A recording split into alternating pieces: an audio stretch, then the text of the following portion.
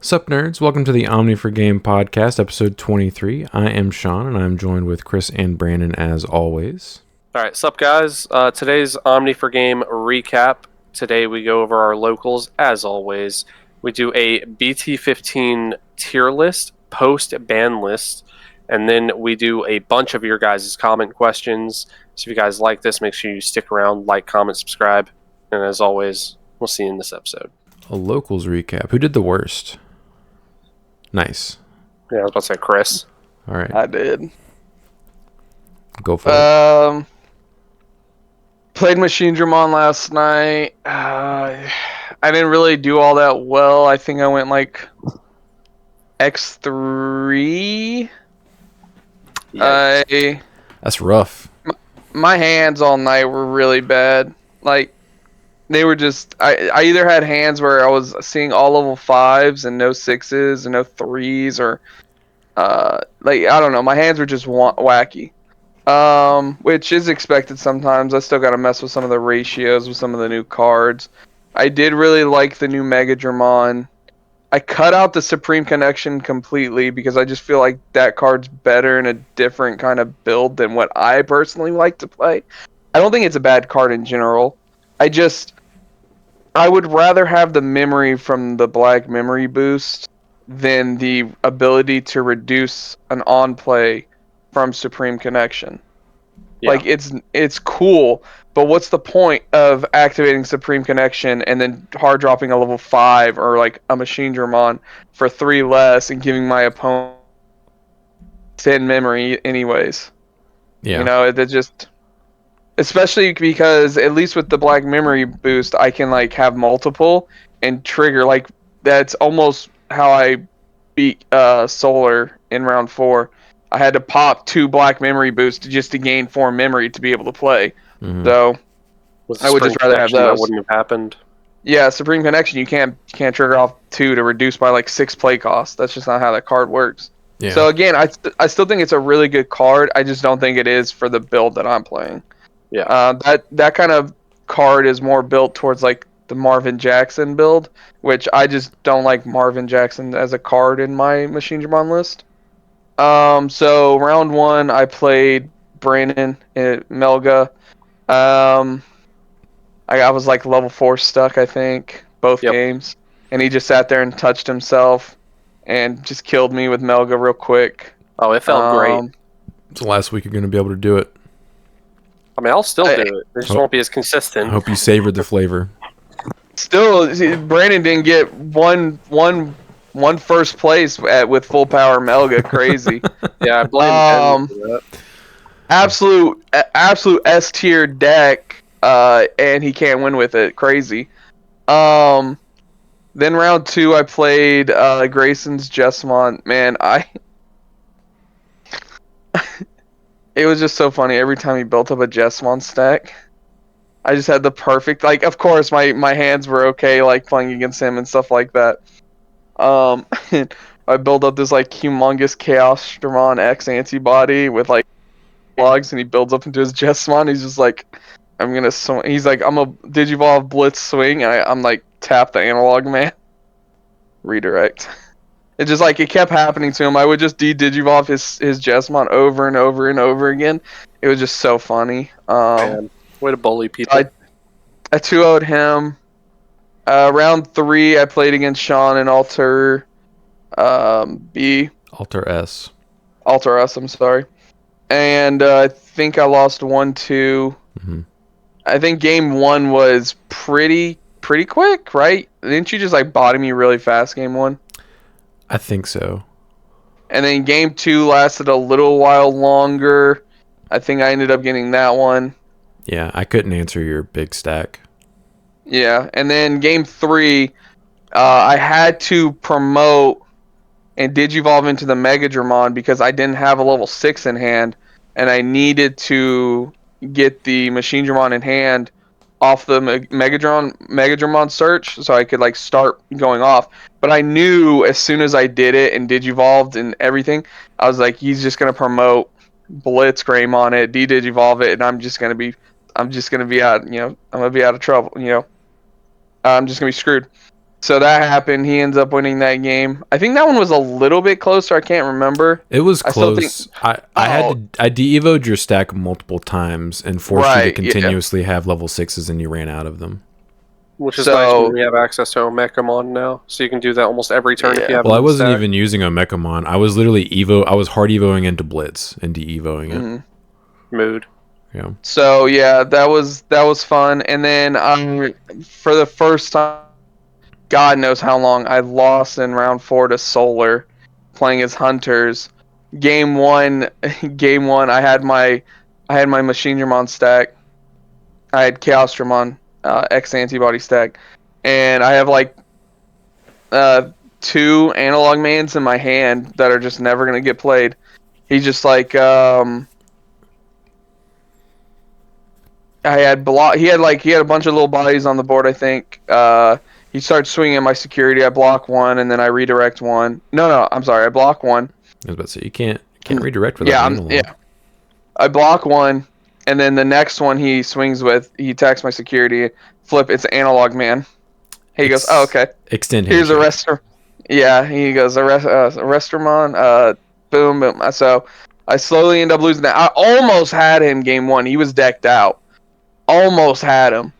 That's how long game one took. Our game one took forever because I would not go down. It was crazy. And then game two, you all saw it. He top decked the Restermon with Rush and then just killed me. So Yeah. Yep. His hand was terrible at the beginning of that turn. Like he had double overflowing power and a tamer in his hand. I will say I was kind of, because we're trying to adjust to this new sleep schedule. I was like out of it. I'm were in tie-tie? I was in like, oh my god, I was all kinds of brain fog. I looked at one of his stacks and it had a purple card underneath it, and I thought it was the Gumdramon? Is that what that one's called? Maybe. The purple level 3? There's Psychomon and Gumdramon. Okay, I thought it was Gumdramon. And I digivolved it, and I was hoping to pop it with the Megadramon. I saw And that. None of them are 3 cost.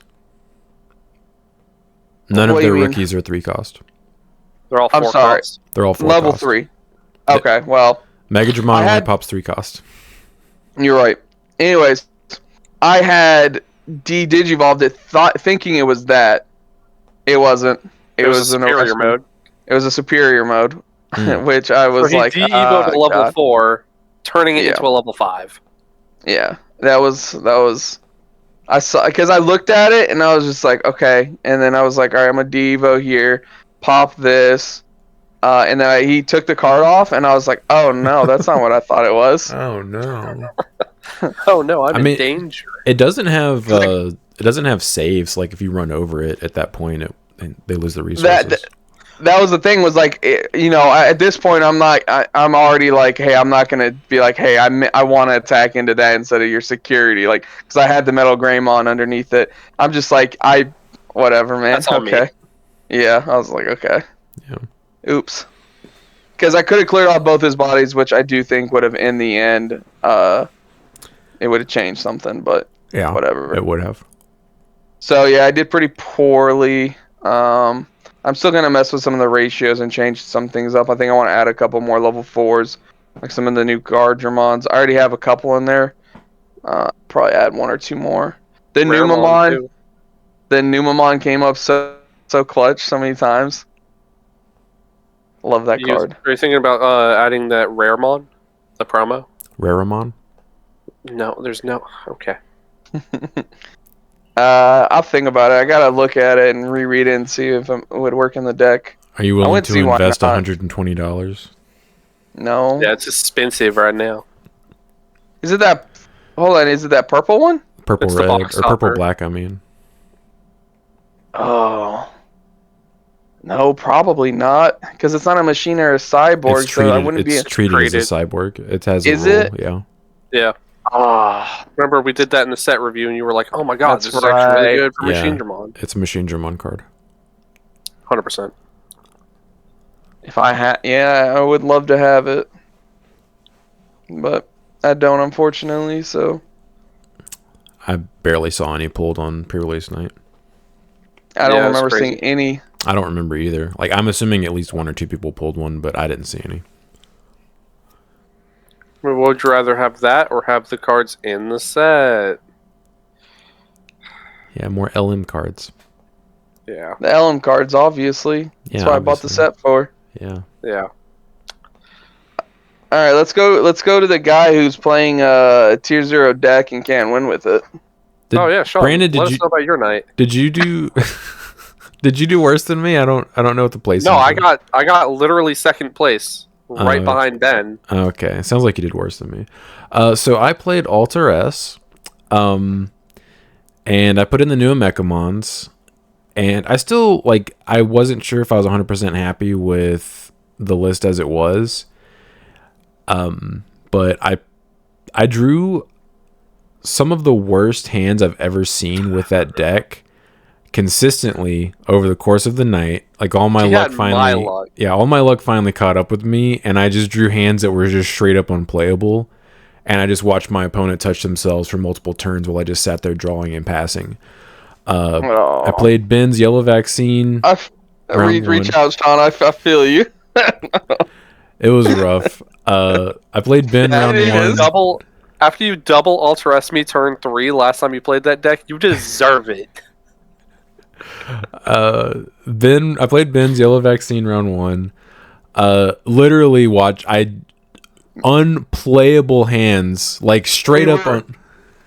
We were right next to each other. Both of our games lasted, what, 5 minutes? Yeah. Like, he too owed me in, less than 10 minutes.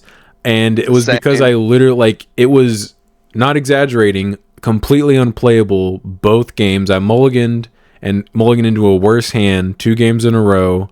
And the first hand wasn't playable, but the second hand was even more unplayable than the first hand both times.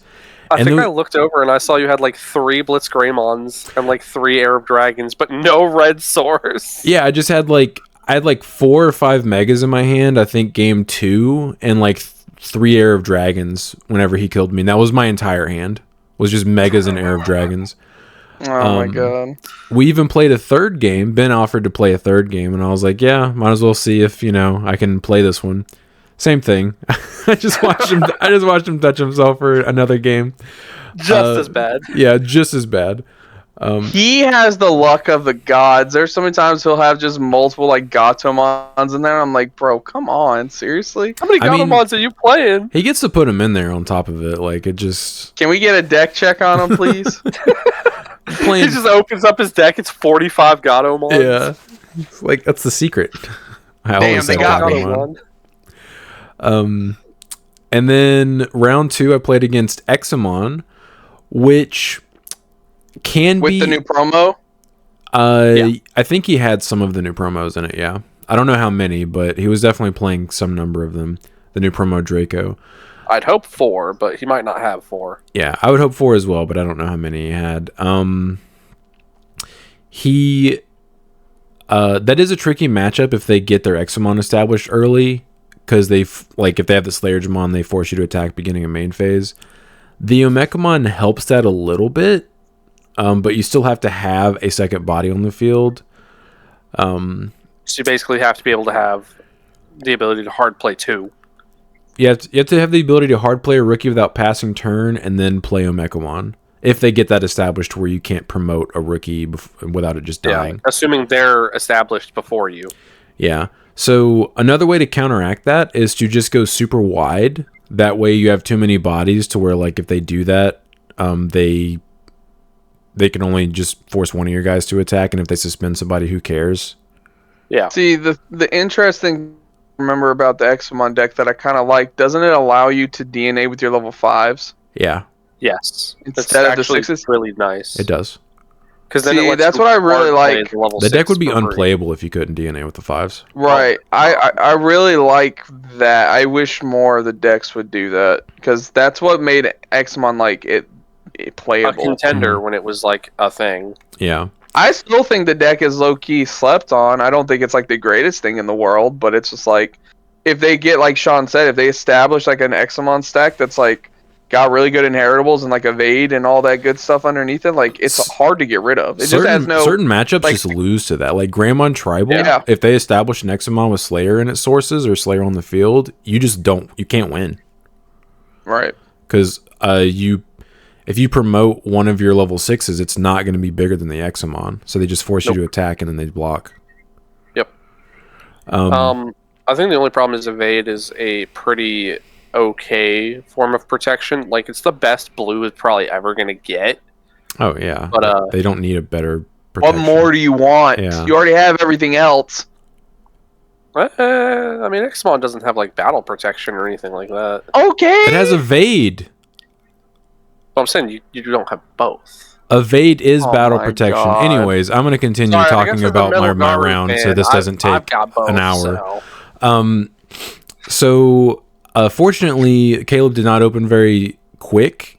He did eventually establish an Examon, but I then hard evoed into Alter B and de-evoed it.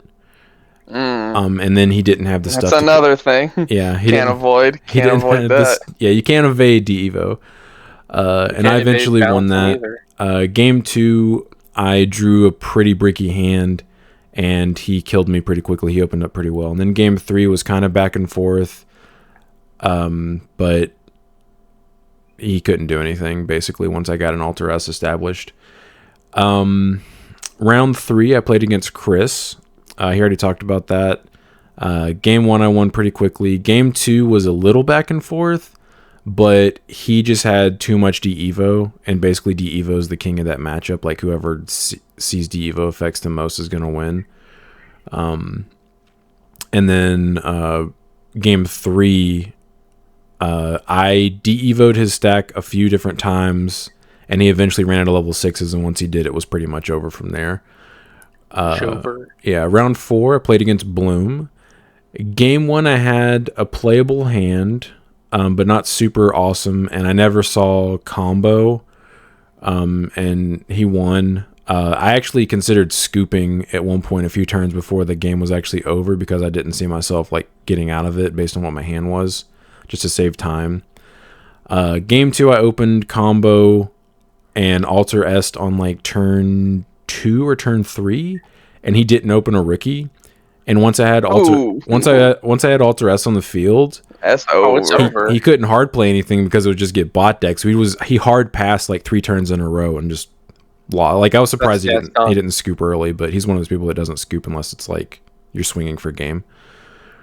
And then how many turns did Mel let the Mirage pass his turn before he scooped? Like 3 or 4 times, and I had to straight up say, I'm never going to attack you. I'm just going to deck you out before he scooped.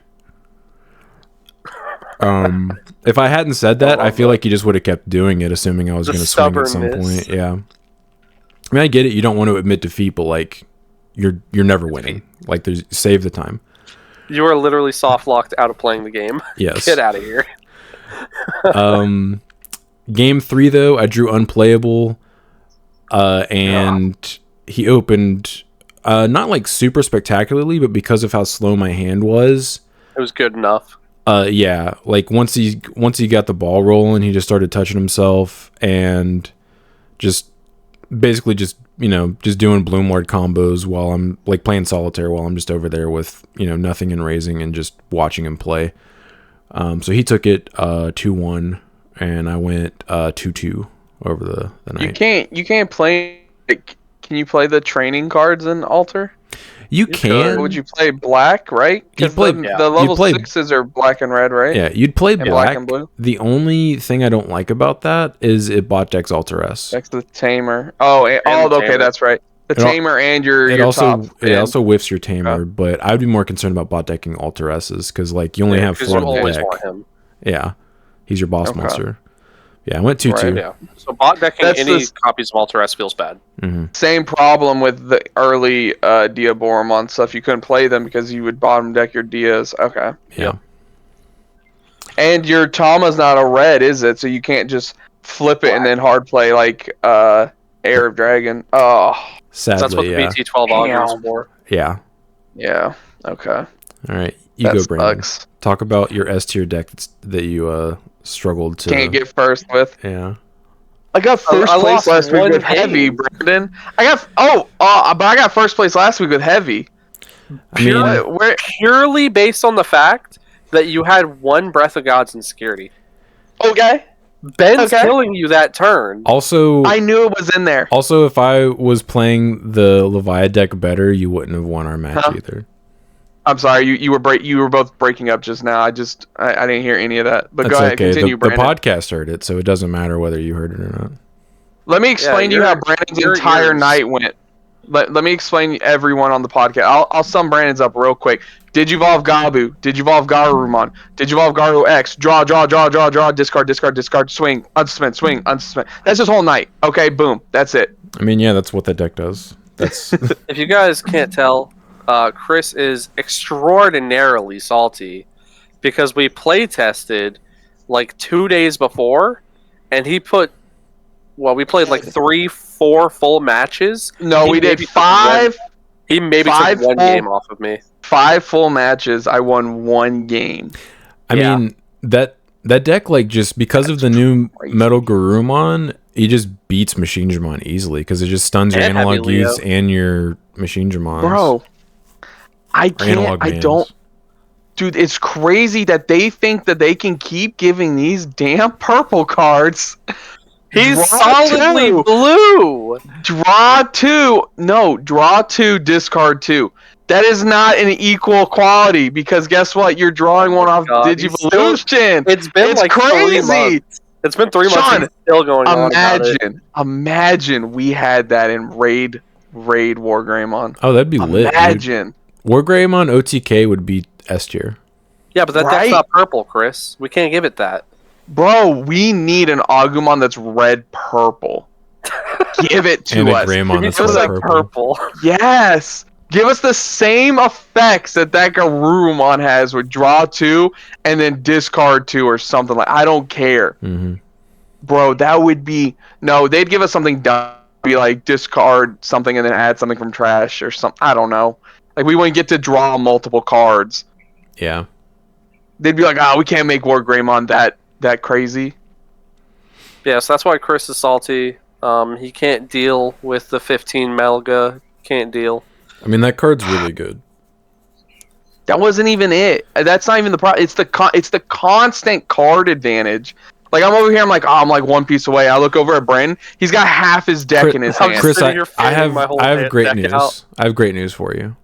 I know it's going to 1. Last night was the last night he's going to be able to play that deck. And then he'll come to locals. He'll come to locals the next week with Red Hybrid. He'll go X3 and be like, I just don't know what's going on. No, I'm not going to play Red Hybrid for a little bit. Are you going to play Melga again this Friday after getting I want to see what it feels like. Knees chopped out? It's going to feel bad, my dude. knees chopped out. Yeah. Are you going to play one Tama? Sometimes when you fly too close to the sun, you got to get brought down to Earth. Bro, play one Tama. How many games did the Sunamon come up again last night? I heard him say one time. One time. He goes, the Sunamon would have helped. Yeah, I heard him say it when he was sitting next to me. Sunamon would have you guys were both next to me. That's why I said it. Our Discord chat, I don't know how it is for both of you, Brand, but there's this thing called rule of thirds, okay? I understand you want to get some of your shelf in the picture, but it doesn't need to be the whole freaking shot, okay? This on my screen, this much of your head is showing. Like, I can barely see you. Is that better? That's better, thank you. You just gotta get part of it, okay? We get it, okay? It doesn't need to be like this, like, hey guys, that's... And then I'm over, Well, it's just the way I'm sitting. Yeah. It's nice not having to sit out in the kitchen. I could push my camera up to where, like, you'd only see, like, this part of my face, but there's a whole other shelf above this that has more stuff on it. Yeah. Well, I've got the 2 Star Wars shelves, the Dragon Ball shelf, and the Digimon shelf. Yeah, anyway. I just got stuff. Yeah. Okay, anyways, go ahead, Brand. Shelf over there. Yeah, before you took us off this random conversation. This dude. So game 1, I beat some absolute Papega player playing Machine Dramon. Mm-hmm. It was 2-0, vicious stomp. He couldn't do nothing. He had I heard he got first place last week with Heavy Leomon. Whoever did that, man, that guy. I've never seen a harder fall from grace. So I think you just auto win versus Machinedramon with the new Melga. Oh, 1,000%. Like, I don't even think it's close. I can't redirect. I can't block. You can't do. You just sit there. As long as he promotes first, I go second and just go, all right, you're dead? Yeah, you just lose. The problem was my games were either I don't have a level 3 or a level 4, or I have all level 5s and no level 6s, or I have all level 6s, no level 5s. No, because my favorite part is he builds a really good looking stack. I'm like, oh man, he's gonna have a Machinedramon. I'm so screwed. Evo's into the Chaosdramon, and I went, okay, I'm fine.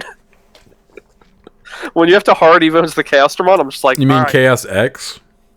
No, just regular Chaos. Because he doesn't get nearly as much like speed going without the regular Machinedramon under it. I mean, I don't evolving into the Chaosdramon. It's the fact that I have to do it. The fact that I have to do it before you promote, because the thing is, I have to establish it and hope you just can't stun it, because hope he just doesn't see the Melga. I just die anyways. Yeah. Like if I don't promote and like, okay, my goal is here, either he does have it or he doesn't have it, because if I don't promote, he's just gonna swing through my security and kill me anyways. Yeah. Yep. I think it's like a 95-5 matchup. Like, there's just nothing you can do if he sees Melga. Yeah, you literally, the 5% is I brick. Yeah. Or he just like all of his Melgas are in security, and you don't check them until the turn you win the game, because he can add them back off the Weregaru. Exactly. Yep. So 2-0 Vicious Stomp. Match 2, or second round, I played against Solar's Hunters. Mm-hmm. I beat him 2-1. Honestly, I threw game 1. For some reason, like Sean, when you were like, "Oh, the Raid War Grey, mirror match," I remember how to play this after you lost that first game. Oh, did you play Tamer? Yeah, that was me. Turn 1, I was in autopilot mode and I played Matt. Oh, and man. I went, why the F did I play this Matt? He was licking his lips as soon as you did it. Yeah. So game 2 and 3, I just didn't do that. Yeah. And guess what? I won. I sat there with my one Metalga BT15 stack and just went, and just won. Also, you can just stun all his tamers, so he can't even reduce Evo costs and stuff. So he can't reduce stock. If he does anything, it just passes turn. Yeah. So it was funny too, because Solar was like, "Oh man, I misplayed. I should have done this," and he revealed Gaia Force in his hand, and I just grabbed the Melga and just turned it towards him. Because it's unsuspended. It's during his turn. And I just said, you sure about that? Yeah. And he reads it and goes, it has evade. You would have paid 8 memory to pass turn. Yeah, great. Thanks. Round 3. This was technically supposed to be the final round, because this was the true undefeateds playing against each other. Mm-hmm. It was me and Ben. Game 1, Ben bricked, and I won. Game 2 and 3, Ben did not brick, and he proceeded to stomp me into the ground. Duggied on you. Yeah.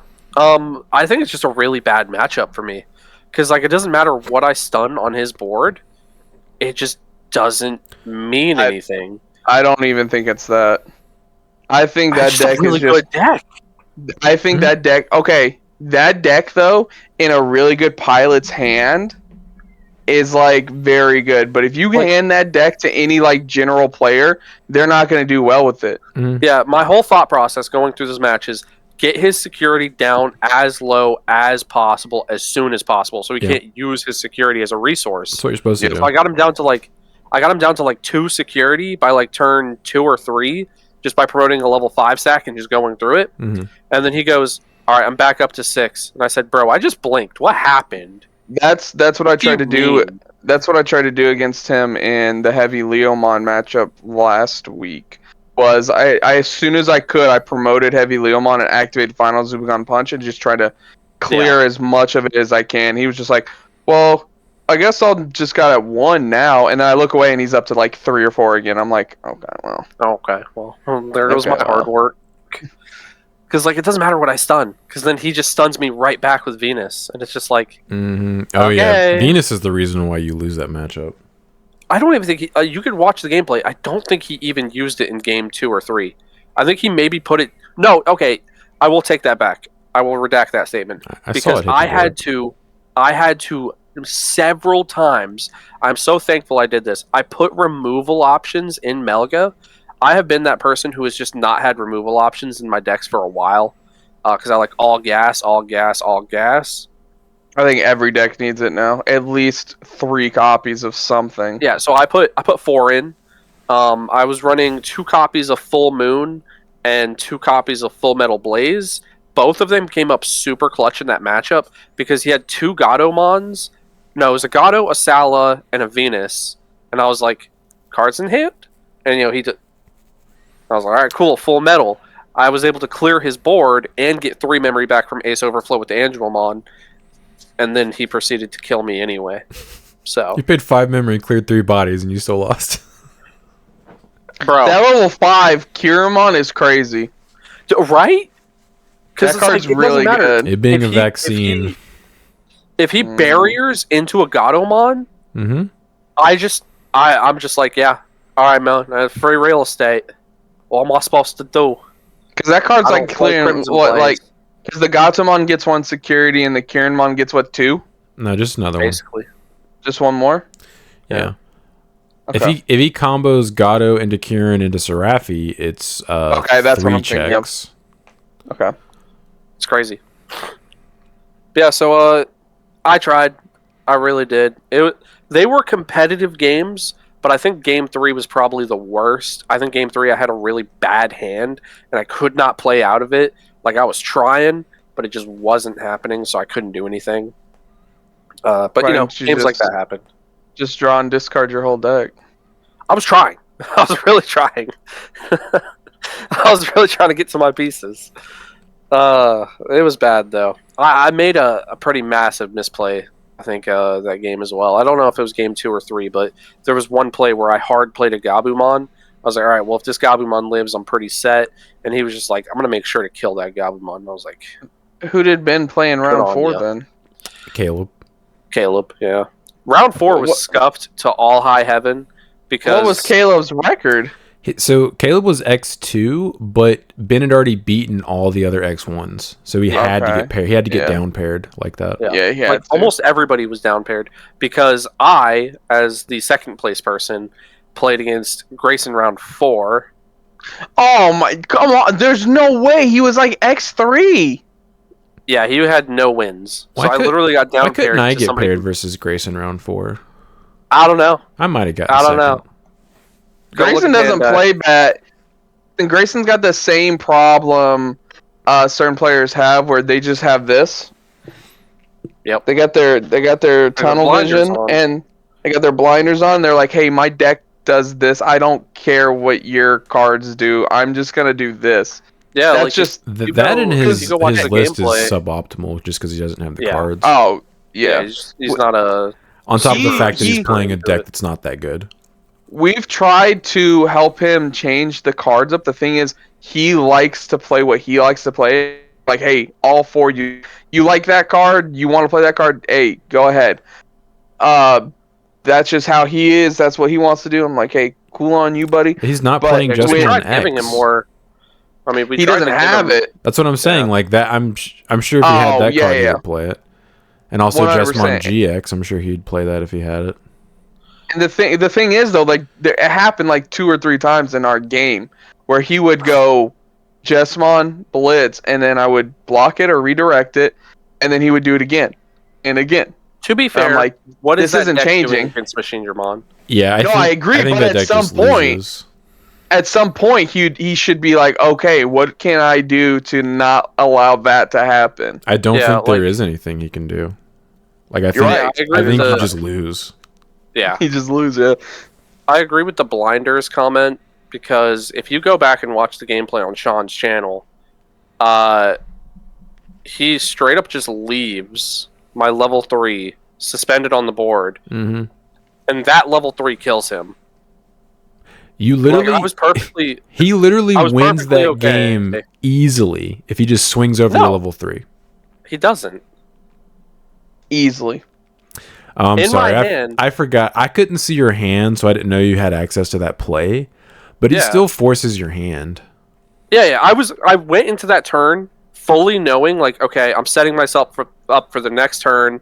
If he pops off, clears my rookie, I'm just going to go Gabu into Garu 15, stun his board, and then go from there. So I was like perfectly content with that level 3 dying. Mm-hmm. And then he let it live, and I went...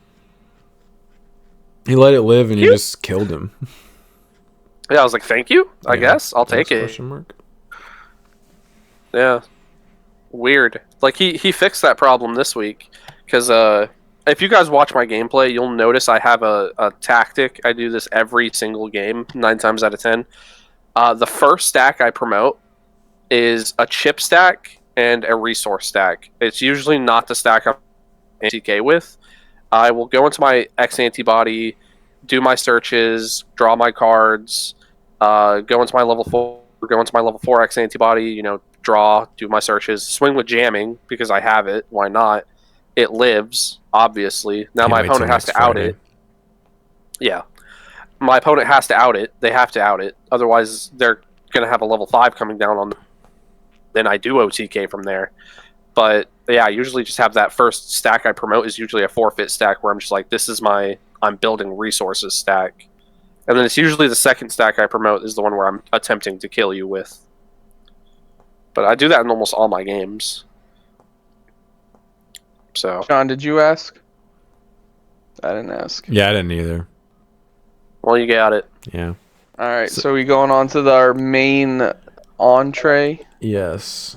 BT15 tier list. Let me just our first tier list ever on the podcast. Yes. So many decks. I love how you moved Ruin Mode from the very bottom to the very front. You're like, we got to talk about this first. I mean, I don't want it to be dead last. Yeah. That was the other option. For all the other stuff. Yeah. All right, so this will be BT15 post ban list, post March 1st ban list, tier list, also post Alliance starter deck as well. So I guess like March 8th. Yeah. So let's go over the tiers real quick. Okay. S tier is pretty obvious. It's like not tier 0, but it's clearly your winning percentage should be like 90%. At least. I'd say 80 to 90. Yeah. Depending on what you're playing versus. Like if it's S tier versus S tier, it'll be a little different. But if you're playing anything tier 1 or lower, you should win unless you just don't see your pieces. Yeah. And then tier 1 is obviously it's the next best tier. Mm-hmm. It's the competitive tier that just that doesn't you can do win anything with. super unfair. Yeah. Or the Tier unfair 2 stuff it does has been power creeped. Or it's just straight up fair. Yeah. Like it's unfair, but it's like not too unfair. Yeah. Yeah. And then tier 2 is that, but it's more it doesn't do anything unfair. Yeah. You're just playing this because it's fun. Yeah, it has access to no unfair things. Yeah. And then I think Copium is pretty Copium is like, hey, if I open up my pieces, I'm gonna win. Like I've got to open up all these exact pieces to win. Mm-hmm. And then Dogwater is pretty obvious. That is why are you playing that deck? I didn't even know that was a deck. I didn't know those were cards. Yes. I have to reach over and read every one of my opponent's cards because it's so out there that it's like, okay, sure. Mm-hmm. You get to tuck one card? Oh, okay. Well, here, I'm over here playing a completely different card game. Yeah, basically. All right. Starting off, Ruin Mode Turbo. Copious. If this would have been like a month ago, I'd probably say tier or S tier, but I'd say it's pretty comfortably tier 1. I also don't want to put it in S tier because I still feel like if you just don't open well, the deck can be really bad. If you can steamroll though and get going, it's obviously S tier. You literally just can't play. Yeah, but Sean, you played this deck the most out of all of us. Yeah, the reason I would say to push it S is because it has three unfair things going for it. Yeah, that's Ruin Mode, cards now. Marcus. Yeah, and the training cards. Put this in S tier because the training card helped this deck considerably. Yeah, You can add your tamers off of them. I'm playing this next Friday. So this will be a reminder to you guys why this deck was S tier once I play it Friday. So it just doesn't see the play because of the card. It's impossible to get. No one plays this deck for some reason, but it is extremely unfair, and it locks out other unfair decks from even being able to play the game to do their unfair stuff. I mean, I'll just put my BT15 Melga out and stun your Marcuses. Good luck putting it on the field when your entire field is minus 10,000 DP. Oh, that's assuming you pop off before I pop off. Somebody was afraid and didn't want to bring the deck when I was at full power. I wasn't afraid. I had just played it like... I smelled the fear. I just played it in January. I was giving you guys a break. You guys talk like there's not a sim you guys could play on. Yeah. Yeah. Fair. Okay, so I agree. S tier. It is super unfair. It just doesn't see the play because the top end card is ridiculously hard to get a hold of. Yeah, it's a 4 of in the deck. It's like $70 to $80 depending on the day for the base rarity version. So blue flare. I think this might be another deck that gets underrepresented, but the thing is, like, every time it like randomly pops up, it still can win still top. I'm trying to think of what it loses to. Yeah, Melga maybe, because like Melga can stun their... fast. True, yeah, I think it does lose to Melga because like Melga just promotes one stack and just. I think it. Yeah, obviously Ruin mode. Yeah, Ruin mode. That's just I think it could. Every deck, and I think it could. I think it would lose to Yellow Vaccine as well. Yeah. Well, I don't know about Machine Dramon because I think it could be a little bit fast. If it opens up better than Machine Dramon, then I think it could be faster. Command Dramon, it dumps on Command Dramon because they don't have any sources, so it stuns all of them. Yeah, if they have like Sarai. So this is between tier 1 and tier 2. Where do we want to put it? I want to put it because I don't think it has super unfair cards. Every one card that I look at and I go, wow, if that was printed in any other archetype, it would have been tier 1, and that's their memory boost. What? Okay, hear me out. I want to put this at tier 1. I want to put this at tier 1 because every deck we just named was either S tier or tier 1 deck. So I think it can be bottom of tier 1. Okay. Because I would agree with that. I think it's tier 1. It's just it literally has an option card. Tier 1. Mm-hmm. Yeah, it literally has an option card that if it was printed in any other deck would be a tier 0 card. Yeah, their option is broken. The memory boost is stupid. Dude, imagine we get a memory boost like that in Shine Greymon. Yeah, that's what I'm saying. Like, imagine you got to play the Marcus for free and then add 2 cards. Duh, that would be... Oh my god. Gains 3 memory the next turn. So guys, sick. Think about it. Not only does it do that, but then it has the delay card that gives you 3 memory. You're guaranteeing a Tamer plus 3 memory. So that's 6 memory the following turn where you can go into your blue flare and then just pop off. Yeah. The deck, it can be crazy explosive. Yeah, and if you're playing against somebody who doesn't know how to play against it, they're just going to get blown out. And you're stunning their cards. I literally, the last time I played against it, I was playing Machine Dramon. It was against Mario, and it was the first time he ever played it, and I was still on the brink. Yeah. Like, if the deck just opens well, it just opens well. Agreed. So I want to say bottom of tier 1. It's like on the fringe of tier 2. It just loses to all the more recent power, all the decks that it's power crept. Yeah. Yeah. All right. Sakuyamon Tribal. Dog water. Yeah, it's obviously between Copium and Dog Water. I do think it's probably just Dog Water. I've never played against that deck and done anything but laugh. Yeah. I've played against Oh, you played your option card for free. Mel's partner. They've come and played it, and it's just like they do all this stuff. They play all these option cards, and I'm like, okay, but how's this killing me? What are you doing? I'm sorry, but you're already dead. Even when they combo off, they still don't really do that much. Yeah, exactly. The only reason I'm even considering Copium is because of Wi-Fi. Waifus. No, that's not gonna affect tiers, Brandon. God. That's gonna. Hey, us putting that in dog water is gonna piss off a lot of people. I feel like.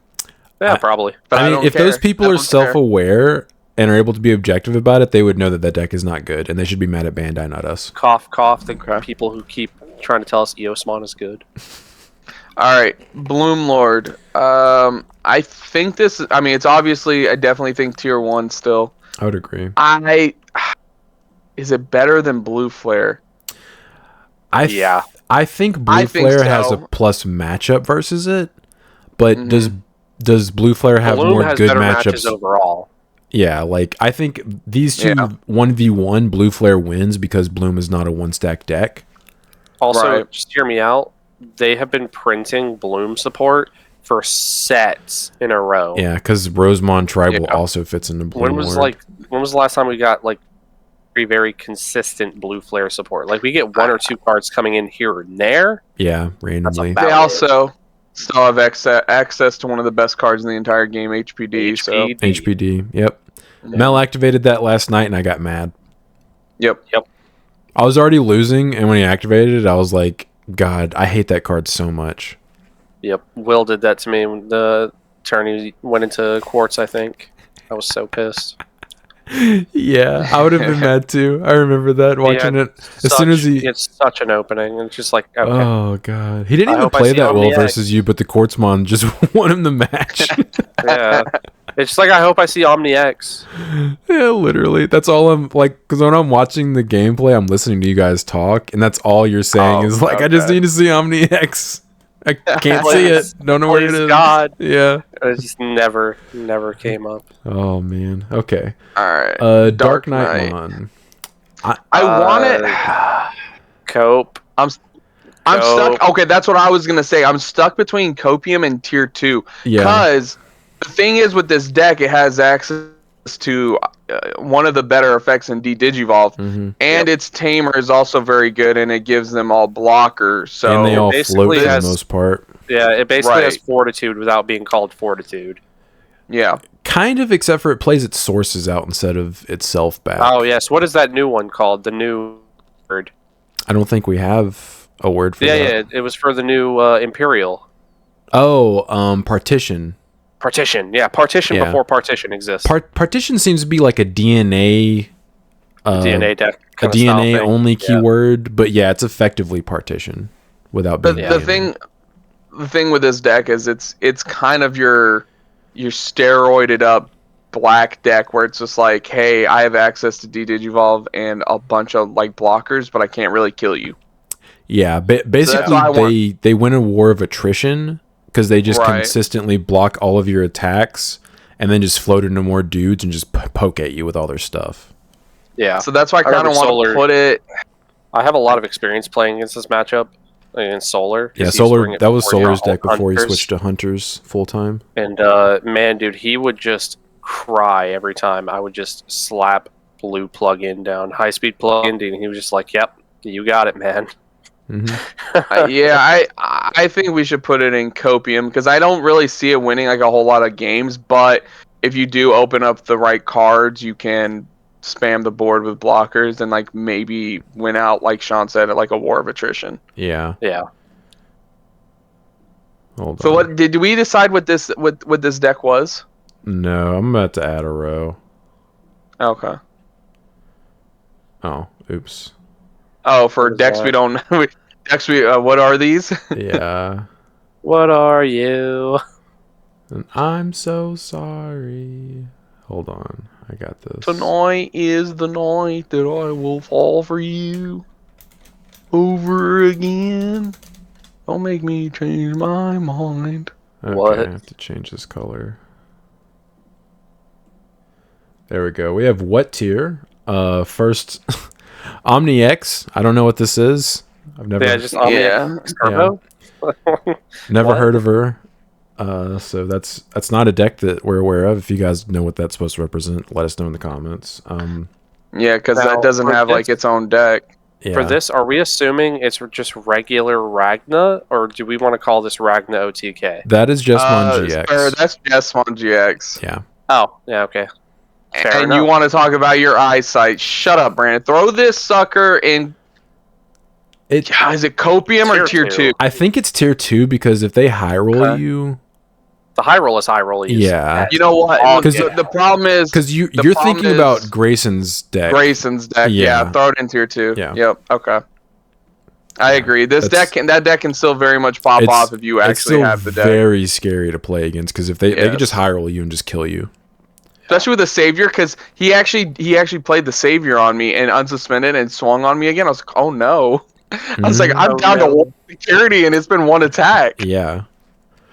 Oh no. This is a Shoutmon card. Is this Cross? It's a Cross Heart. Yeah, just normal Cross Heart. I think this is Copium. I think after they hit the Cross 4, the deck is just never recovered. I don't know. I think it might be Tier 2. I agree. Because I think it just doesn't say representation because it just hasn't gotten a lot of support, but it's still good. When they drop the entire deck in one set. Good. It's not as they replaced it with Hunters. It's not as powerful as Hunters because of that hit to Cross and Sunrise Buster. Yeah. But it's still that's why its top end is so strong. Its top end is so good though. It just Brandon, you haven't had any really good Crossheart players come to our locals and play that deck. Like, I'm telling you, you're the only person who's played it. People haven't played that deck since like BT10 consistently. Right. I think it's just underrepresented. I think it's Tier 2. Well, it could definitely still pop off and win. The reason I'm saying Cope is because of what you said. Hunters is just the new version of it. It's just a better version of it. And I would put Hunters in Tier 1, Tier 2. That's what I'm saying. Yeah, but that doesn't bring that deck down. Well, for me it does. Hunters would be above it, obviously, but I'm not going to be like... I'm not going to drop Crossheart to Copium. Copium is more like... You have to open up. Yeah. Yeah, and that deck doesn't have to just hope to pop off. Like I don't, because I can open up like a couple Tamers in that deck and still be like, okay, I'm in a good situation here. They also do have access to Shoutmon Superior Mode, which is a pretty broken card. Yeah, I think it's Tier 2, especially with I think Kaiser Nail. I would say lower end.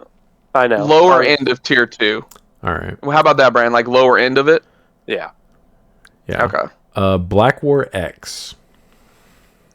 I'd say if this was like a few months ago, I'd put it Tier 1. But right now, I'd say probably top of Tier 2. Okay, so we have to. So we've put the baseline of what we think bottom of Tier 1 is kind of like Blue Flare. Do we feel like Black War Greymon is better than Blue Flare or worse? Because at that point, that's where we can put that. Because this deck can still very much pop off. It's still a very strong deck. The issue there's better. It's not as good as Raid. It's not as good as Raid War Greymon. Yeah. But there's better Greymon decks on the market. I mean, my issue is the Greymon tribal decks I play. I play both Black War X and Raid War Grey in because of the two best ones. And then how often are you going into Black X over Black War Greymon? Depends on the situation. Yeah, it's the situational. I think if Grey X would have stayed unlimited, easy Tier 1. Yeah. I think that ban list definitely impacted this deck, brought it down a bit, especially because now, like, the way you have to play with your X antibodies, you only have one Black X antibody, and it just doesn't really feel that great. Mm-hmm. So you have to mix and match with the red. You're right. You kind of do have to play that deck with the X antibodies, right? Yeah. I mean, because Black War X is going to get his best effects with X Anti and or Black War in Source. Yeah. Yeah, okay. I mean, I'm okay with it being like top of Tier 2. Yeah, that's what I'm thinking. Like it's either low end Tier 1 or high end Tier 2. I just don't think it's just not fast enough or has that explosivity that to kill your opponent fast, because it's more of like a control-y deck with that build, right? Yeah. And like you can't play the training cards if you're mix matching colors like that. Mm-hmm. Right. Okay, yeah, I'm okay with top of Tier 2. That could be like the baseline for top of Tier 2. Okay. Galactimon or Galacticmon. Cope. If you see your pieces, cool. Good luck. I don't think it's dog water, because if you can establish Galacticmon with like it is a problem. Yeah. It's a problem. If you don't have access to D-Evo specifically, it is a big issue. Yeah. Or you can't just well, see if I'd have to read the card again, but I was gonna say you could just remove its sources, right? You could strip its sources, yeah. Yeah, Okay. you can strip its sources. So the problem is it has what- so like many. What decks has so many strip under sources there. now? Because basically every time your turn comes around, it's stripping your opponent's security. Mhm. Yeah. It just says like trash is start of your one. turn, trash one. Yeah. So it definitely can be a problem. But again, it's one of those like, hey, if you see it, you see it. Yeah. Yeah. Do you guys see a blue hybrid on this? Oh, never mind. Okay. It's Yeah, right he's there. right I was there. making sure it had representation. It's Bayo. I don't know why it's Bayo. Yeah, I mean, you play it. Is this? This is red hybrid. This isn't red hybrid. It's is red it red hybrid. hybrid? Yeah. That's Emperor Greymon. Okay, so I want. as Yeah, somebody Brandon, you who go ahead. plays this deck, I think this needs to be the bottom or top of either tier 1 or S tier, because this deck was the only bastion of hope that Japan had to even deal with Apocalypse. The problem is it hard lost to Anubismon. And I say hard loss, so like I say hard loss we're kind of going- I never played that This is- matchup, and I felt like it would have been a good matchup against Anubismon personally. But like This is Red post Hybrid- ban list. Yeah, post ban list. That's why I'm saying probably bottom of S, because Red Hybrid is so fast, so explosive. They can knock out all 5 of your security in like 2 to 3 turns. I think it's top of tier 1 because it does. I don't think it does enough unfair things. Like it doesn't stop your opponent from playing the game at all. Right. Yeah. That's what I was thinking too. That's why I was thinking S tier has to be, hey, your opponent just literally cannot play. Yeah. Yeah. S tier is Like, hey, this is Anubis at full power. Yeah. Like this is a Right. super uninteractive, unfun thing to play against. Yeah. But yeah, I would say tier 1, top of tier 1. Yeah. That's where that's my personal I would- opinion. I agree. I I would say top of tier 1 for sure, because it is a very fair deck that can win consistently. Yeah. Mhm. And it has you can easily slot in some of the best floodgates of the format. Yeah, Like which is Crimson why it Blaze actually and ended up Gatsumon. having a good matchup against Anubis, is because Yeah. you had access to Crimson and Gatsu Yeah. just baked in. Also, it just has hard losses against other decks like Machine Dramon. You literally cannot beat a Machine Dramon deck. Period. Yeah. Also, Yeah. Venusmon. I think once she hits the board, you just lose. Yeah, there's only a few things you can do to a Venus. Yeah. You have to basically build into an Aldemon with no security checks and swing over it that way. Assuming it's Venus suspended. Yeah, assuming Venus it's can do all suspended. kinds of things to me. What? Oh my god. All right. Moving on. Ulforce. Tier 2. It's too slow now. Yeah. It's I so agree. weird to say that. I think I maybe wanna above put it- Jesmon. Yeah. I think Blackhorn Yeah. Ray is better, but it's better than Jesmon. Yeah. Here's the problem with Old Force is, again, one of its cards is a secret rare tamer that is very expensive because she Is a secret has rare. boobas. That is a yeah, child. because she has secret. Well, hey, listen, don't talk to me. Talk to the Digimon fan I base. mean, she's pretty flat chested. She doesn't really You have got much Stem- going on. You got to pay that simp tax for that deck. So again, Sean, you remember our locals when everyone was trying to pull that card and she was chilling at like $60 Yes. for the base art? That's crazy. I also remember that week that Brandon let Caleb borrow the place. And then he dug it on both of us. Yes, and he 2-0'd both of us. Yep. So again, the deck I think is very explosive, a little bit inconsistent. That's why I don't want to put it in tier 1. That's my biggest issue with the deck. Playing it is like you can just draw hands and you're like, cool, I'm not going to get to play this game. Like I have one half of my deck and I need to see the other half too. Oh, I've But only then seen my blue tamers. I guess I can't play. Yeah. But then you get those hands and you're like, oh, here we go. Yeah, which this did get boosted by trainings, but I don't think it's enough to boost it to it's tier not enough. 1. Like there were games where you your entire BT11 line, and you were like, "Oh, we're going in." But yeah, most of your game being kind of grindy for a deck that was aiming to OTK. It was weird. Yeah.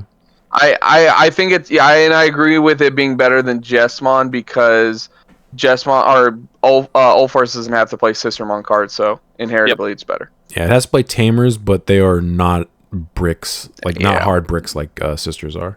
Sisters, yeah. All right, Imperial Dramon. Chris, you've talked to. Is this like basic Imperial Dramon? It What's, still has access. It's like what you were playing in Atlanta. What's the other choice? You know how Imperial Dramon is. They have all kinds of different decks. It's Imperial Dramon. I don't understand your question. Okay, yeah, I guess Imperial Dramon would be. Is that even on here? Imperial's a different deck. Yeah. Okay.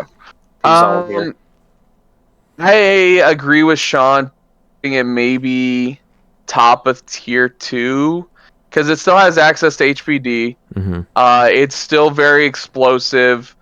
It has access to possibly one of the best tamers in the game still with Blue Davis. Yeah. In its own archetype. You're adding potentially 2 cards off of it. If you literally open up well enough, if you open up with the right cards, you're clearing 4 security and with one little stack. Yeah. Because you promote the. Yeah, you literally promote the XVmon. You can swing with it. R play the Stingmon, DNA, Imperial or Pyldra. Swing. You're just going from there. Swing. Yeah, so. And it still has, since it's a blue deck, it has access to some really good blue option cards as well, like Hammer Spark, Ice Wall. And then the green cards, obviously, I already talked about HPD. Mm-hmm. The top end's okay. It's a very good deck that is very fair because there will be games where you're just not going to open up the level 4s that you need. Like, oh, I have all my blue level 4s, but no green level 4s. So, yeah, I agree. I think it's probably top of tier 2 out of all these decks we have up here so far. Yeah, it's way more aggressive than Black War, more consistent than Ult Force. So, yep, I agree with that. It's a good spot for it. Yeah. Machine Dramon / Chaos Dramon. I would put this above Blue Flare, but below Bloom. I agree because it has really, really plus matchups, but then there are other matchups where it just gets doggied on. Yes. Like, oh, you have access to consistent Digivolving? Guess I lose. Yeah, like the mirror match, I'm sure, is a nightmare. Oh. So, Brandon brought this up earlier, and I can already see the comment being typed. But Brandon said that Red Hybrid loses hard to Machine Dramon, so how can you put it beneath it? So, yes, just because Red Hybrid has a bad matchup against Machine Dramon doesn't mean that it's Machine Dramon not better than it. You can bring Red Hybrid and win all your games against all these other decks except for Machine Dramon, but Machine Dramon can't do the same. Yep. You know what I mean? It's just unfortunately, if you run into a Machine Dramon deck playing that deck, you're right. Losing. Mm-hmm. Machine Dramon it's a helmet deck where you have to play anywhere between 11 to 13 level 5s. No other real deck is doing that. Like, your hands are going to be really... Oh, yeah, Deva. Okay, true. I forget that's even a deck. So did Bandai. Once you get your stack established, if your opponent doesn't have the immediate out to it, they will just slowly die. Yep. Especially if you see multiple security checks in that stack. Oof. Right. Yeah. So it's one of those decks where it's just like, hey, I'm either gonna establish this big monster on the board, and you're gonna have to answer it immediately, or I'm just gonna win. The best part about it is, even if they do clear your stack, if you're able to reestablish one, all those level 5s go right back underneath there, and you're right back on top. Yeah. So it has good follow-up play. It's one of those decks that forces you to play a specific way. Like, you can't just play the game how you want to play it. You have to play it how Machine Dramon wants you to play it. Mm-hmm.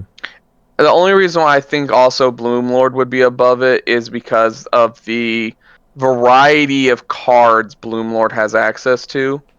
I think if you're going into your locals knowing like, oh hey, there's like a couple Machine Dramon players there, they have access to so many different cards in their archetype that they can just build around it and easily beat it. Because Bloom Lord either zooms, or they're just gonna not like. Just show me the HPD. Yeah. Show me the HPD. Let me see it. Yeah, just show me the HPD. Just show it to me. All right. Superior mode, hunters. I'm struggling with this one. I want to put it somewhere in tier 1. I just don't know where I would put it in tier 1. I'm thinking like around because I think it's more consistent than Machine Dramon. Yeah. But is it better than Bloom? I want to put it above Bloom just because Superior Mode has best removal. Period. If you have a second card on your board, it's gone. I'll say this. I agree with you, Brandon, because all the decks that it's ahead of right now are very tamer reliant. Mm-hmm. Like, Machine Dramon doesn't have... Go ahead, Sean. I was going to say, or second body reliant. Right. Like, Machine Dramon, you don't have to have the analog man on the field, but it's such an extender. Every time I play against Solar, and I can't play my analog man because I'm not getting that draw, discard, gain of memory, like, I'm not getting that, it slows me down considerably. Yeah. Yeah. This deck also has, 8 inheritables that let you just draw 1. Yeah. Bloom Lord, again, multiple bodies, like Sean said. You can't avoid that. You have to, if you want Bloom Lord to do Bloom Lord stuff, you have to have multiple bodies. Yeah. Blue Flare, you have to have you're literally playing an option card that plays the Tamer for free. Yeah, you're playing a cross deck. You need Tamers. Yeah. To be fair, you tuck their stuff under their Tamer. Sometimes they don't care. True, they don't really care. It's not as bad as a different deck that doesn't want their stuff under their Tamers. Yeah, but it's also just faster sometimes in Blue Flare because of their Superior Mode's ability to swing twice in one turn. Yeah. Now, with all decks, the deck does have a little bit of inconsistency. There will be some games where they open up all Tamers or, whatever, but a lot of their Tamers do have the effect that when they get played out, they can search a little bit. So, or they can give you extra draw, stuff like that. There were a couple of games against Solar where he started running out of resources. He only had 2 or 3 cards in hand because just because they can tuck something under that Taiki and draw off of it doesn't mean that draw is getting them any further. It could be just like another Tamer, So I agree. It does. It has one really unfair thing. I don't even want to say it's completely unfair. It is like it untargetable. Avoids most every protection in the game. So anything besides things that say when this Digimon would leave the battle area. Yeah, like Alteress ditches it, but other than that, there's a few other cards. But it's a small list. It has one unfair thing, and then even I think that Omni Shoutmon is slept on. Mm-hmm. Yeah, that thing is very scary. So I agree with it right here. I think it is better than those 3 decks in front of or behind it. I think that the red hybrid can be just very much faster than it, and they don't care if their cards get tucked because I've almost never lost to a hunter's deck playing red hybrid. Mm-hmm. It's like, oh, you tucked under my Tamer? Thanks. Want to see me do it again? Beelzemon. I think it's somewhere in tier 1. It's just underrepresented. I think it's the best deck in tier 1. No, I'd put it right behind Blue Hybrid. Red Hybrid. The only reason I say Red Hybrid is above it is because of that small ban list hit it took. Losing the Extender Impmon was really good. It's still it's still up there. Iron Mako at 4. Yeah, Iron Mako at 4 is nuts. It's okay. You know what? I'll only agree with it being behind Red Hybrid because it is still very RNG. Yeah. There will be some games where they'll just mill very poorly, and then there will be some games where they're just like Wizardmon, or like Iron Mako, yeah, game memory, Deathslinger, so I get very RNG-ish, but in the right hands, I feel like this deck is absolutely bananas. Yeah. All right, Darkness Bogramon. What is that? Put that in dog water or what? The fact I don't even know what that deck is tells me I don't know what that deck does. Mel has played this. It's Bogramon. Oh, it's that dog water. I would agree. It's basically just like a worse version of Hunters and a slower version of Hunters. Slower. Oh, okay, yeah, dog water. Yeah. All right. It has so much setup required too. Yeah. Royal Knights.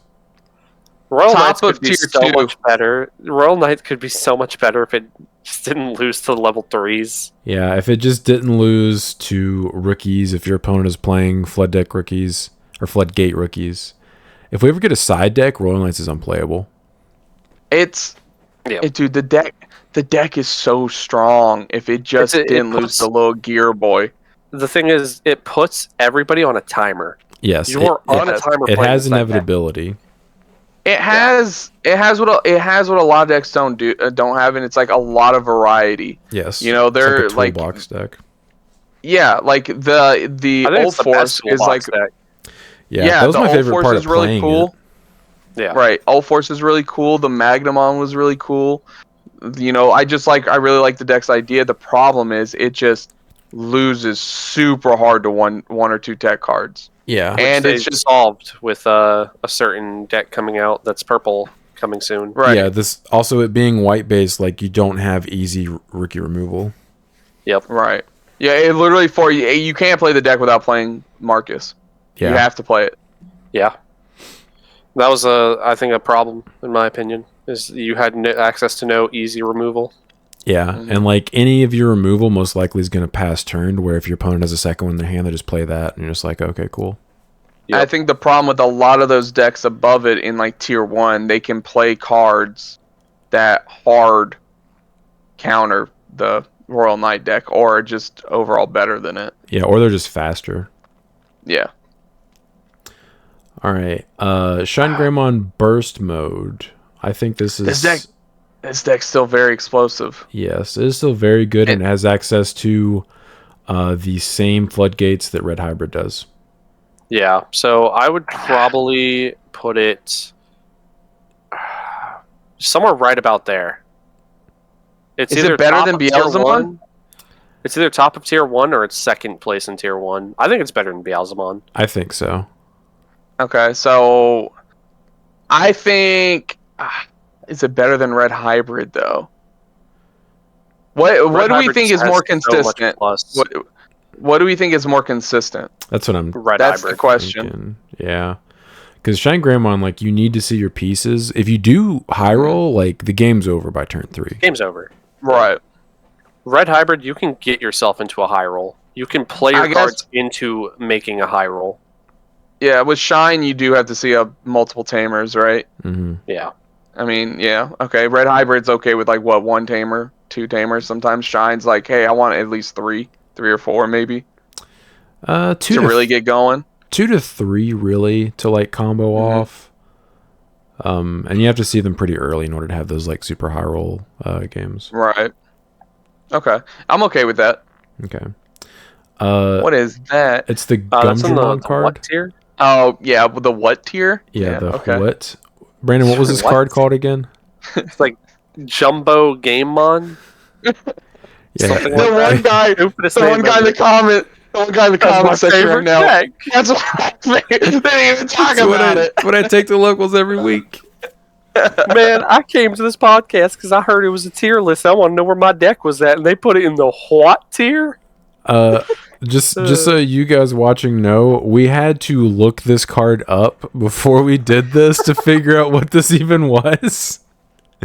It took us a while because we did not recognize this card. Yeah. Yeah, trash. Okay. Mirage.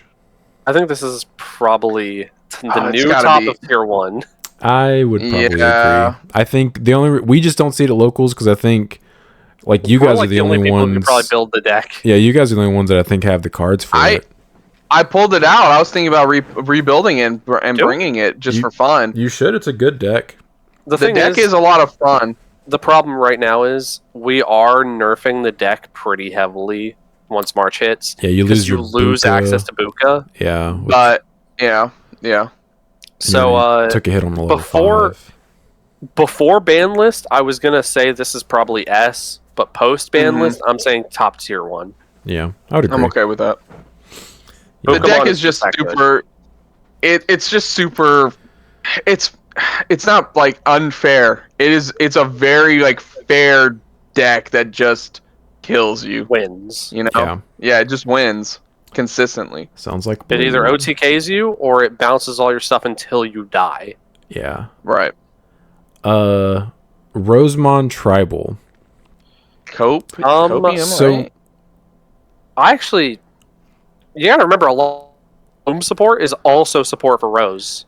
Also, but the top end. So the Rosemon X. Rosemon X is really, really good. Rosemon X is really good. Have we just not played against it? Yeah, I think the issue is it doesn't get representation, but I think if someone builds this, it would be very painful to play against. All I'm saying, Chris, is What? Top what? Get out of here. What, Brent? Sorry. All I'm saying, Chris, is all I'm saying is I want you to try to build this. All right, you are the green deck player in our group, and I think you can try this deck out. Yeah, like I was tempted to build it, but I just don't have the cards. I believe in you. Yeah, I don't think we have the cards. I'll look. I'll try and figure something out.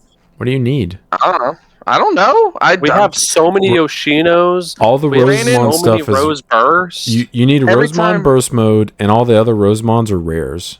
Brandon, every time Brandon opens up a green card, I swear to God, he pulls out a lighter and torches it. Torches it, yeah. All because of EX1. I do want to put this in tier 1. I do realize tier 1? I was going to say top of tier 2, but tier 1? That's crazy. It's untested for us, honestly. It is untested. You want to put it bottom of tier 1? I'll put bottom of tier 1. I think if someone actually builds it, I would much rather play against Bloom than play against Rosemon X. It just stuns you into oblivion. That's big. Rosemon X is nasty, dude. Have you read her? Do we need to read Rosemon X? No, I'm believing you right now. This is crazy. It's blowing my mind. We just haven't played it. If you don't go into Rosemon X, you just go into Rosemon Burst mode. Yeah, Rosemon Burst mode is a one-turn Quartzmon. That's a very good card. Yeah. Okay, no, I'm with you guys. I'm all for this. I've actually lost games to Mel's Bloomlord deck because he went into Burst mode. Because he went into Burst mode. Yeah, okay. I didn't lose to Bloom. I literally lost to Burst mode. We'll figure something out. We can throw something together. Okay. Yeah, do it.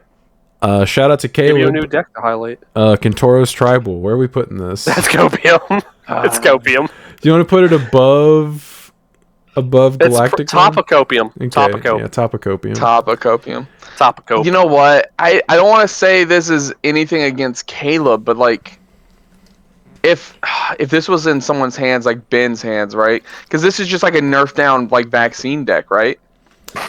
Basically, yeah, it's like doing vaccine stuff, but just not as well and handicapped. It's basically a worse version of Vaccine Tribal. Because Kentarosmon is very good. Mm-hmm. Yeah. I'm not necessarily saying Caleb is the best player in the world, but I don't really think it's a player issue with how successful he is with Kentoros. I think the deck is just not good. Caleb has showed up to championship. He has won a store championship. And then he also got first place and went undefeated with Alphamon 1 week. So maybe it really is just the deck. Yeah. Yeah. I'm fine with putting it at the top of Copium. Yeah, it does some 100%. It does some really cute things, but if you're playing against one of these decks, you're just gonna get stomped, turbo stomped. Anything tier 1 and up, you just lose. Mm-hmm. And some of these tier 2 decks would just laugh at it, like Royal Knights. What are you doing to Royal Knights? Yeah, losing. Yeah, for real. Yeah. Losing. They're just going to blow up your stuff every turn. You're going to run out of Odin's Breaths. Yeah, eventually. You will die. Yeah. All right, Belphemon. Keep in mind, this is not Leviamon. Leviamon's down here. Yes. So this would just be pure Belphi? Pure Belphi. Top of tier 2. I think once people solved the matchup, it never did anything after that. You think it's better than Royal Knights, though? Yeah. I think the fact that Royal Knights is a timer can also be applied to Belphemon. Belphemon puts you on a timer, and then on top of that, you have an unkillable boss who sits on a turn for a turn. Okay, deal with it. I think the primary issue for Belphi is it's a 2-card combo, and you need to see both cards. Yeah, and if you don't, you literally just don't. You're not even playing, basically. Yeah. Mm-hmm. I'm fine with that. I'm fine with top of tier 2. It just, because it's going to lose everything up there in tier 1. Yeah. They're just going to outspeed you.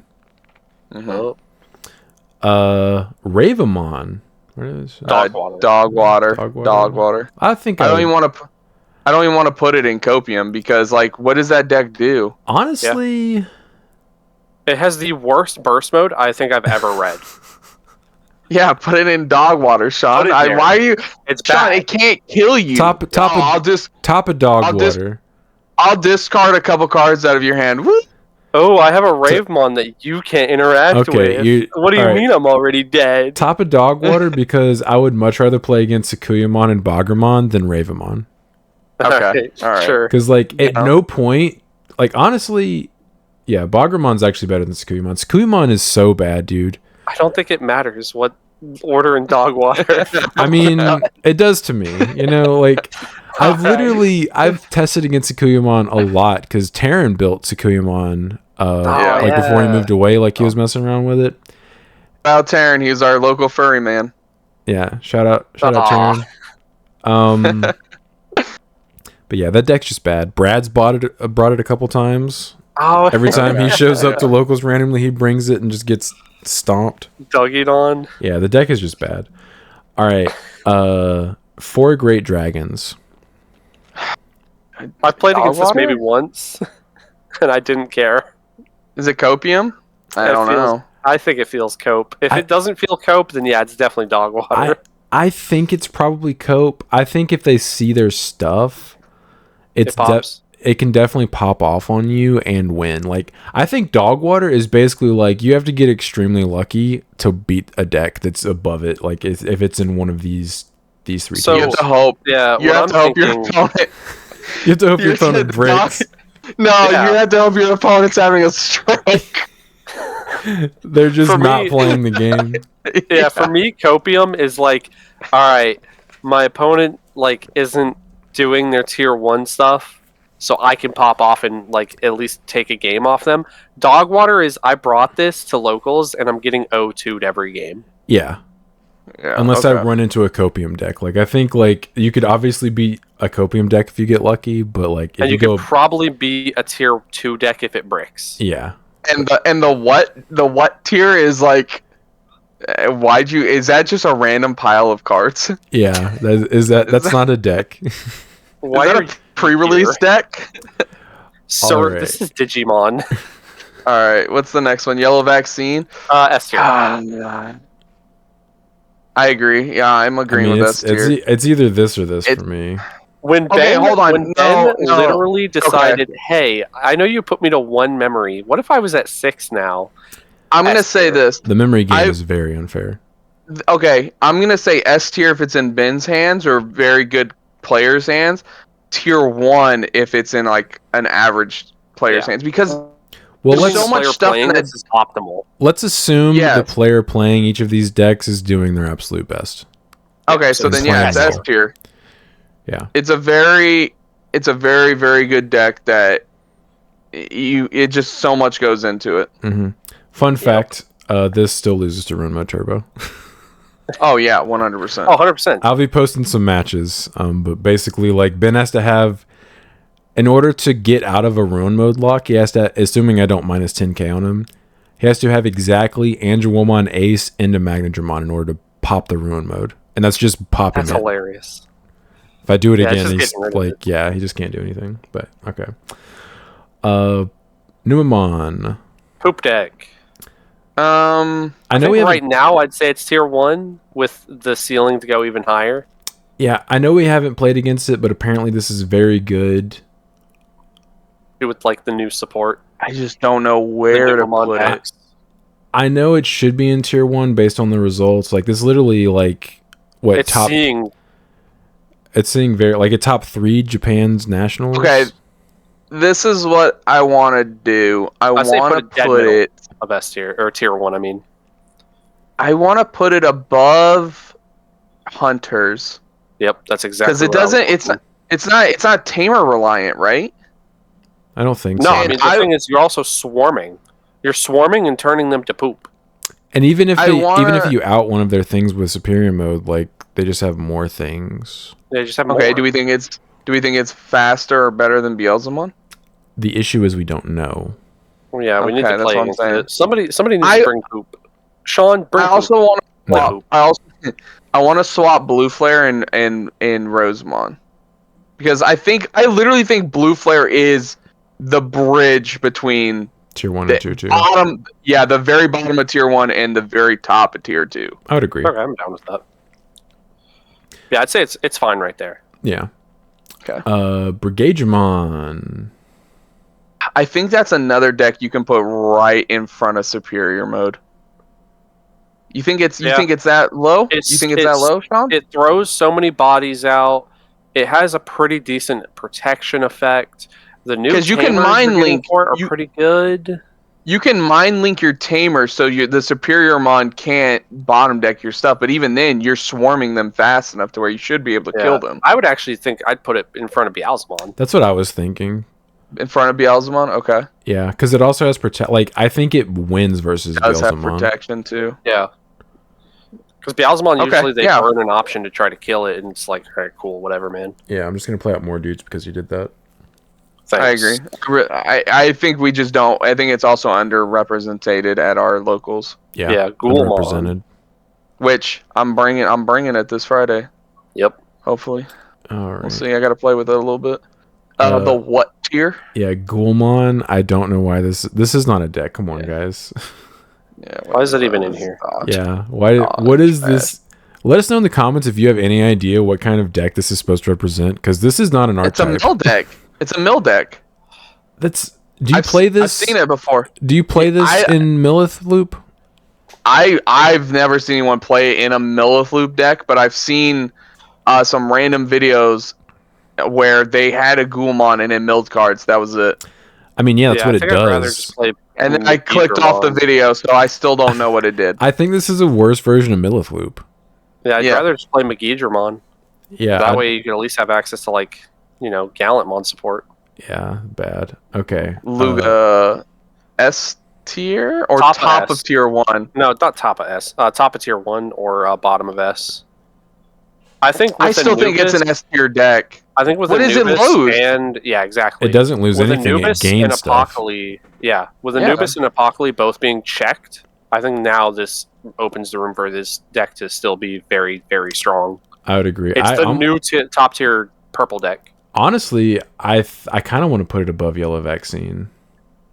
It is a lot faster than Yellow Vaccine. The only thing that evens out the matchup for the Yellow Vaccine player is if they can Venusmon and then Merciful Mode you.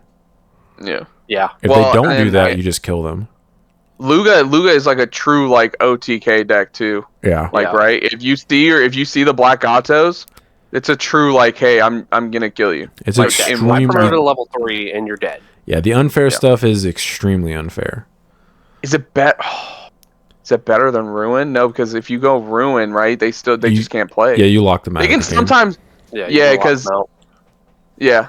Okay. Yeah. So right below Ruin mode. Yeah. Okay. Ben built this and I tested against it a little bit. It's extremely unfun to play against. I don't think people are going to be. I don't think people are going to be very happy that Ruin mode is the top of S tier because it doesn't just get a bunch of random regional wins or stuff like that because it's just underrepresented. I would have played it if I went to Nats. Yeah, I don't think people understand the kind of deck this is. They especially don't. If it just if no one at your locals plays this, you're lucky. Yeah, it literally shuts out Anubis, and Anubis was a top tier deck. It was S tier, and it made it to where Anubis could not be played. Yeah. Ben was literally talking about changing cards in his deck to account for the matchup, and I was like, dude, you're not going to play against Rune Mode Turbo. It's a myth. It's not a real deck. Yeah, it's not coming up. Yeah.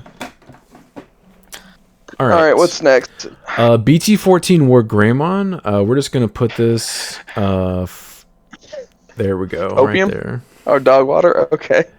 Yeah. I mean, we can actually put it up higher if you guys want to. I think this is No, it's... Okay, my problem with it is there's a better card to play. That's also my issue with it. If you're playing a Greymon deck, this would, at minimum, be a secondary mega in that deck. Yeah. Maybe. And I still wouldn't play it. And you still have better options. Can we just skip forward and talk about the good War Greymon? We'll get... So, do you want to... Is it Topicopium?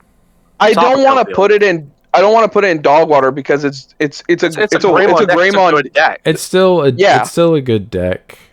It's carried by its other pieces, but it just top end is. If we're being bad. serious, we can put it somewhere in tier 2. Okay, you're right. I think it's better than Shout. I think it's better than Jess. I think right about here is probably. Yeah, I was literally going to say I think it's right there with All Force. Yeah, I think that's about where it stops. It just doesn't have the It doesn't have the multi-turn versatility. Yeah, the versatility. Versatility of the other Greymon cards. You swing with this guy one time, you run over whatever they have on the field, Pierce, and then you're done. And then it's just suspended, and you've already passed turn when you evoed into it. If let's say for instance you're playing against Hunters, all right, cool. So you're never putting a Tamer out. Cool, you have no effect. Yeah. Your card's DOA. You can't even warp Evo at that point. No, they don't. They would never have anything in play besides a Quartzmon if they played it. I'm fine with it being right there. It's perfect. All right, Lord Nightmon. All right, the Copium.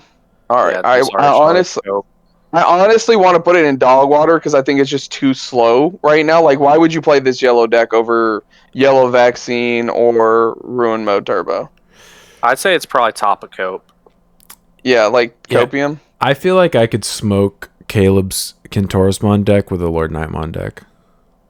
Okay. Yeah, the only issue is I feel like you're really starving for that 16 support.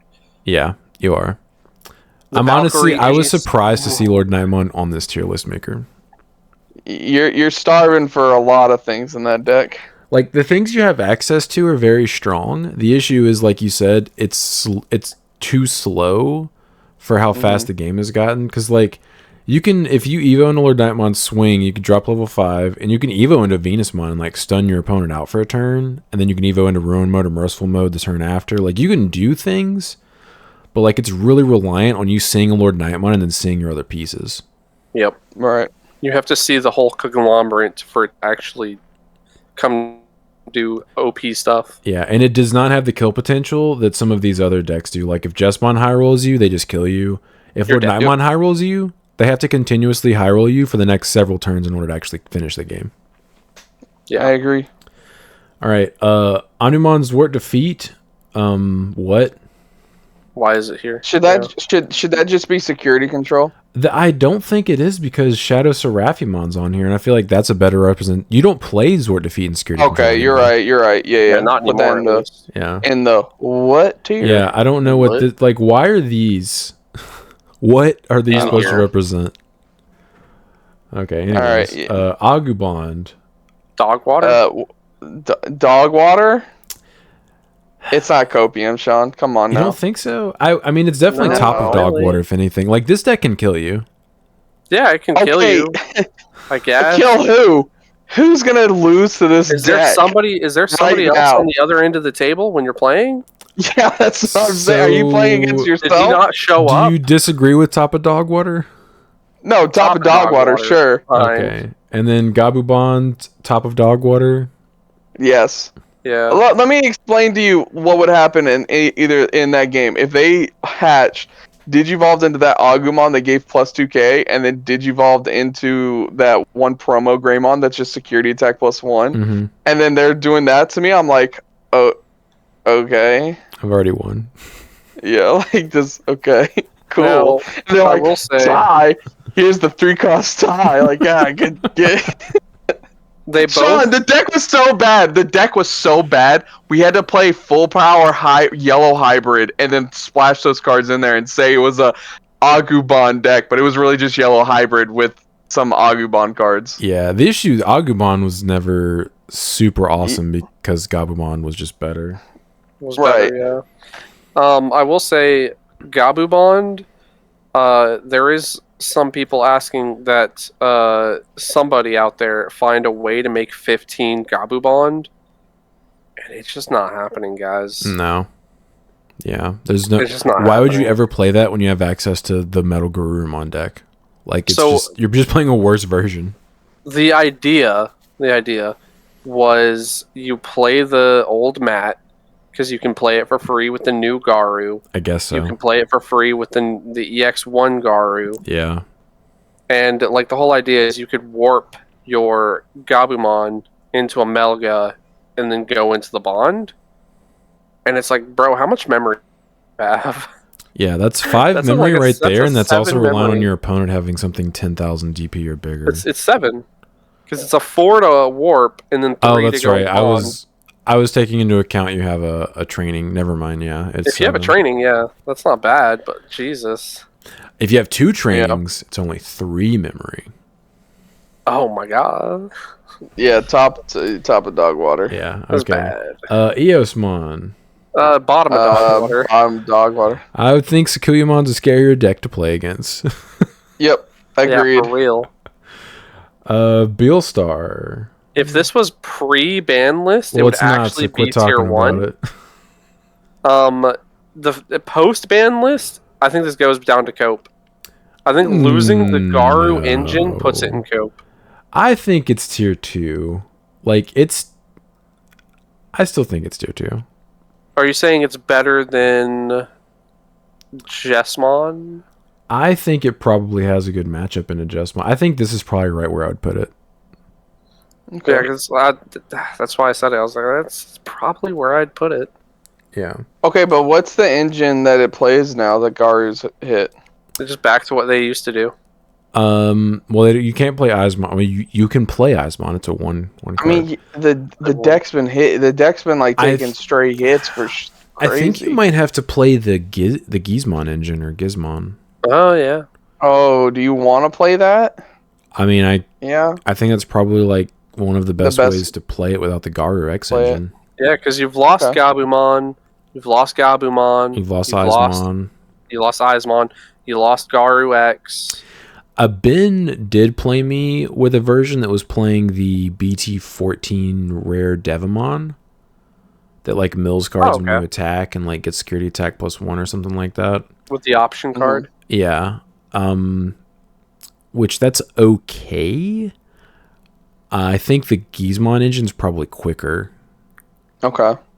I'm fine with putting it right there. I mean, I haven't played against that in so long. I mean, it's basically a security control deck that doesn't have access to recovery, is a way to think about it. Right. I remember when it first came out, like as a deck. I just haven't played against it since then. Yeah. All right. Blue Hybrid. I'd say tier 2 for me.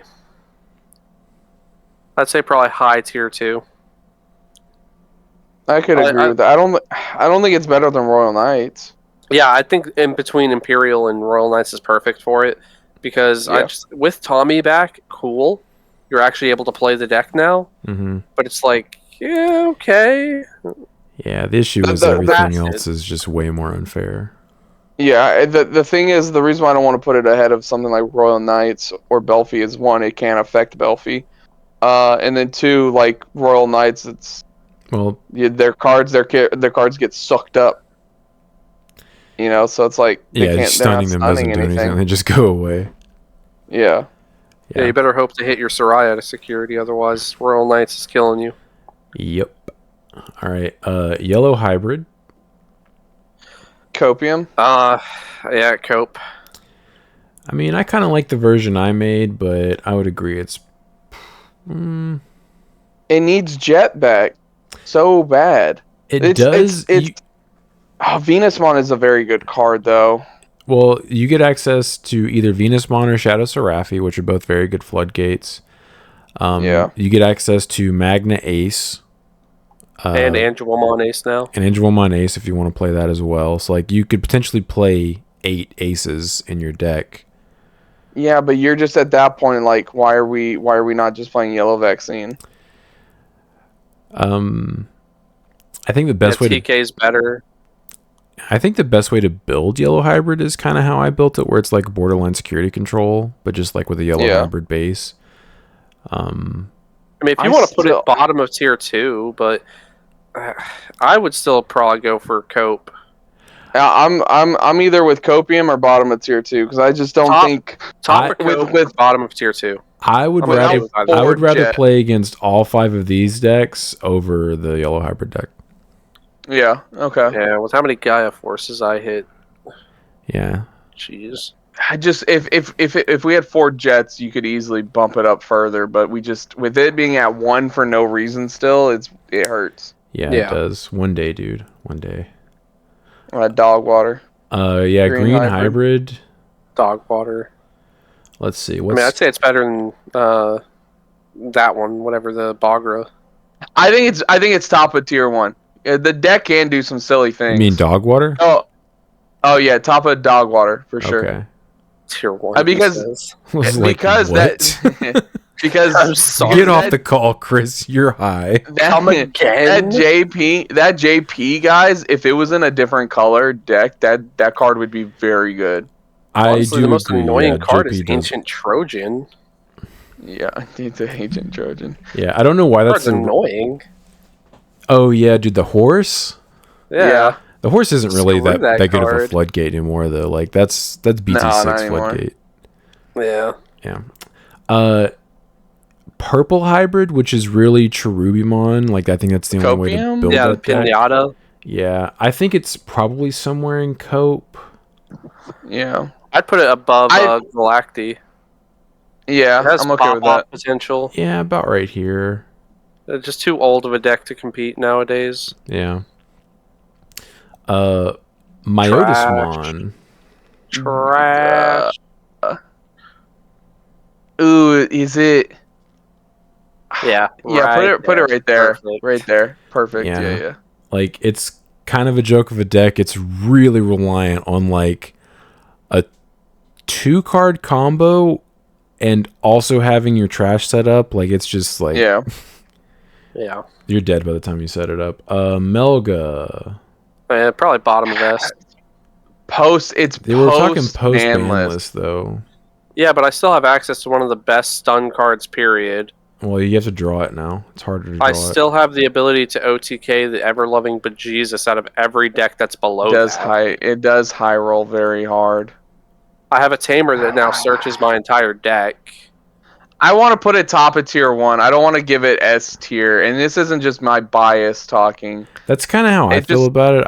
I think if it still had a lot of consistency, if it still had 4 Bukas and 4 of Gabu and Garu X, I think it'd be S tier. But I think it's top of tier 1 after the hit. I agree. Well, we'll have to speak. Brandon, if you can prove us wrong, then we'll put it at the bottom of S tier. All right, the problem is Ben not to show up with the vaccine, then and I'll be fine. I think he said he's actually going to bring something different next Friday. If you don't have that Bukamon right now, there are chances your swings are going to die to security, and you're going to have to use your battle protection. Yep. How many times have you died to my stuff?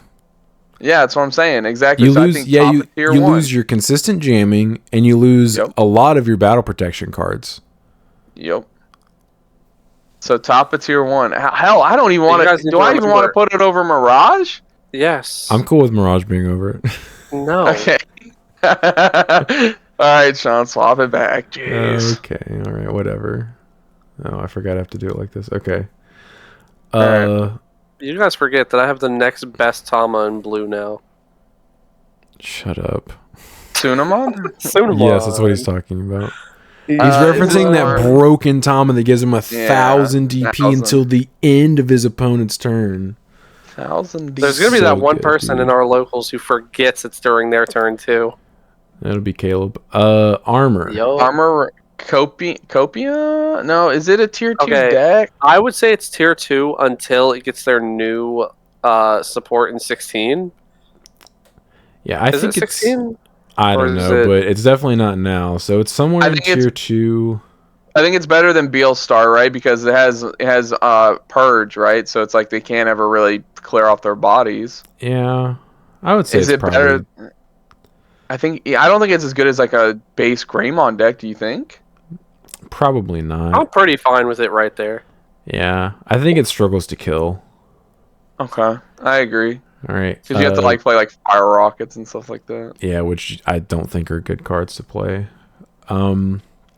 Gaiomon Tribal.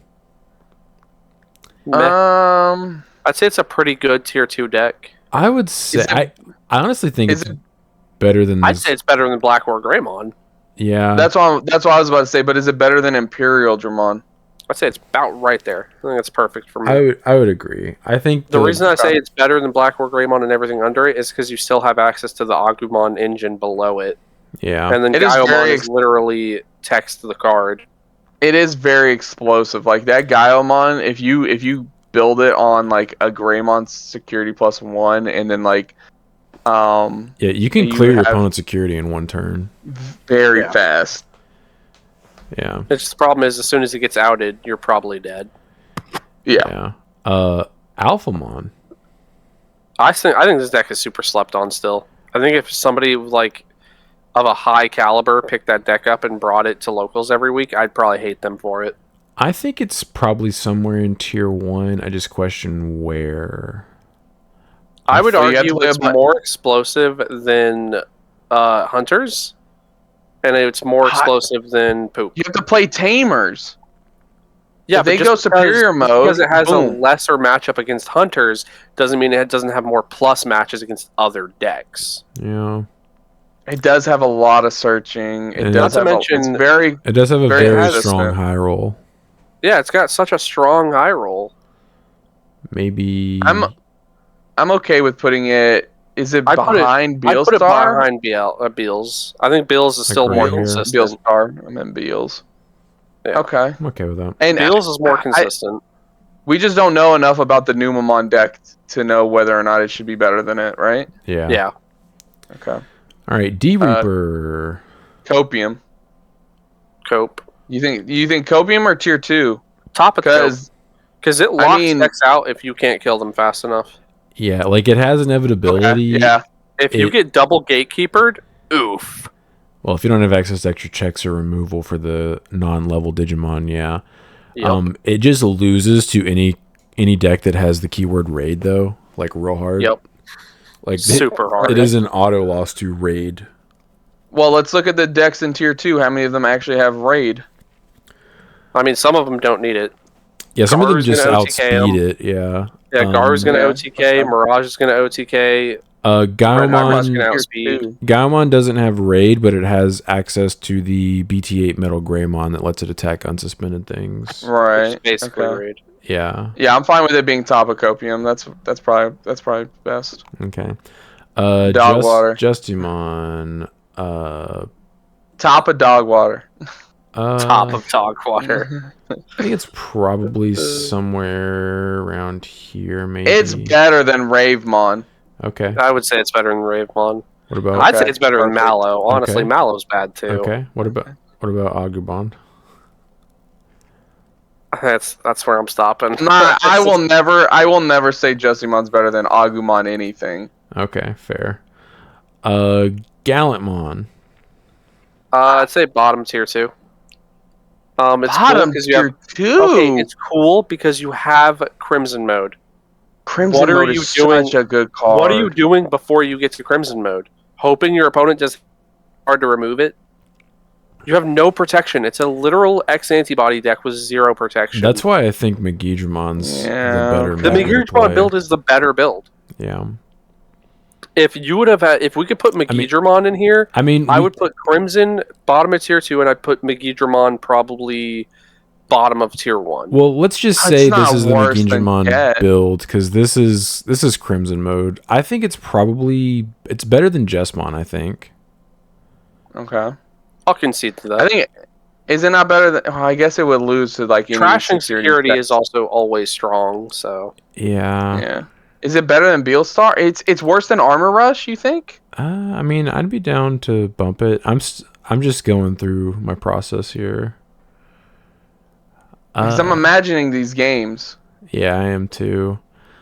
I think this is stops there. I think it probably just stops there, and it's just kind of like at a stalemate with like a lot of these cards that are in front of it. That's fine. Okay. Dorbikmon. Are we just gonna say this is that one deck with the what is it called? I think this is Dorbikmon OTK. This is not Ragno OTK. Oh, okay. This is like Dorbikmon, and you're just trying to drop an OTK Dorbikmon stack. I was thinking of that one deck that's got the one Tamer that allows you to activate their like on play effects if the tamer's on the board or something like that. No, that's the machine deck, isn't it? No, it's they call it Dragon Links, even though we don't have links in this game. That is not this though, because you don't really like Dorbik's not the key card of that deck, and I don't think that deck's really a deck. I'd be surprised if it's on here. So what is this, top of Copium, or is it below? I'd say it's top of Copium. Yeah, I mean it's either bottom of tier 2 or top of Copium. Like it is the problem is it's a Digicross deck that requires so much. Yeah, it's you could high roll, but like few and far between. Yeah, like you just have to. You just see way too many cards. Yeah. Yeah, I remember watching a video of this guy dropping his entire Dorbrick hand and then like killing his opponent with it. It was he lost the next 2 games straight because he couldn't do that. Yeah, the issue is if you don't finish them off with that Dorbrick stack and they answer it, you've used every card in your hand, and there's no coming back. Aegis Dramon. I'd honestly put it somewhere in Cope. Chris, you played this deck. How do you feel? Like where in Dog War? But I haven't played the thing. It's got so much random support. You can play like the Zudomon in it, the Zudomon Ace. I don't know if you would, but you could. I feel like you would. I'm just saying, I think it could actually take games off of some of those in Copium. So I think it could be top of Copium. If we're not going to put it bottom of tier 2, it's top of Copium. I mean, if you want to put it bottom of tier 2, I'm not going to fight you on it. Do you want to do that? That's fine. I mean, it's a blue deck with a bunch of support that we just haven't seen played because no one's played it. Yeah, I mean, that's fair. On paper, it reads good. Yeah. Yeah. All right, Perpetual Dramon. That is the ultimate Copium deck. But it's the ultimate Copium deck. Ultimate Copium deck. You look at Copium and that Perpetual Dramon altar is his face is looking right at you. I honestly think it's bottom of Copium. No, that is ultimate Copium. For Copium, that is ultimate. You've been burned by it. You want it to work so well, Sean, that it's hurt you. Yeah, like I would, dude. I would love to play against Perpetual deck over all of these other decks in Copium. Okay, I'm fine with that. Okay. Like, one, you can tell if they even have the ability to potentially combo off because their trash is public. Public knowledge. Okay. And so, like, and even if they do get it set up, like, they have to have the other pieces in their hand. So, like, you pretty much know when they're going to be able to do it. So, like, if they never get that stuff in the trash, you're just like, cool, you just lose. Right. Yeah, I'm fine with that. All right, Examon. I'd also put it in Cope. It's a DNA deck that, like, it's a DNA deck that requires way too many pieces. Do you want to put it in tier 2? That's fine.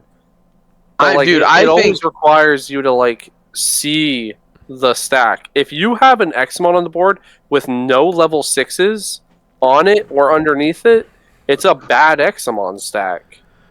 Okay, but I think it could beat a lot of these decks in tier 2. I think it could beat Jessmon. I think it's more consistent. I think it's more consistent than Old Force.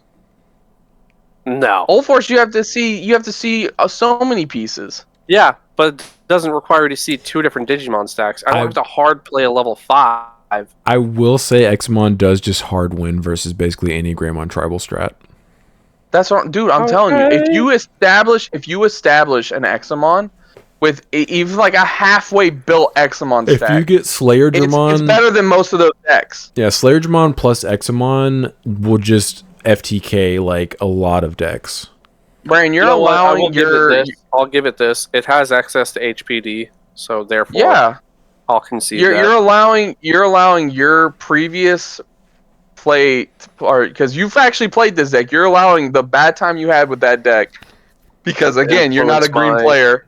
Yeah. You're not a green player. You saw the blue on it. You said, "I'll give it a shot," but then the green was there, and you got burned by it. Was good. Slayer Dramon was always so fun. So do you guys want to put it underneath Imperial in tier 2? That's fine. I think it's better than Imperial Dramon. Okay. Do you think it's better than Blue Hybrid? No. I I don't think so because of the inherent. I can strip your sources and then stun your stuff. I would agree. I think it would definitely probably lose to Blue Hybrid. Royal Knights, I think, have a good matchup versus it, and Belphimon would be interesting. Belphimon would be interesting for sure, but I don't want to put it above. Yeah, it's because the interaction between Examon and Belphi, like Examon can't mess with it, but at the same time, Belphi can't mess with Examon, right? You're both just walls. I guess it could. You're both immovable objects. Yeah. Because if you're playing the pure Belphi, you stuck because Examon's what, a level 7? The moment you go into rage mode, if you go into rage mode, your opponent just you're screwed. You could if you're playing Belphi, you could hard evo in a rage mode in your raising area and just promote it with. That's honestly what you'd have to do. Yeah. Okay. Which I'm fine. A lot of these decks don't have the ability to do versus Examon. They just kind of lose. Okay. All right. Security control. It's definitely tier 1. Yeah. Where in tier 1 is the question? I'm right there, there. Yeah. I think that's probably where it feels right. Because it loses to rushdown decks if you play it correctly. Yes. And it's better than Hunters in the fact that Hunters has way too much setup and how are they gonna kill them? Like, who cares? They're not gonna tuck stuff. Yeah, and then I think it smokes Bloom.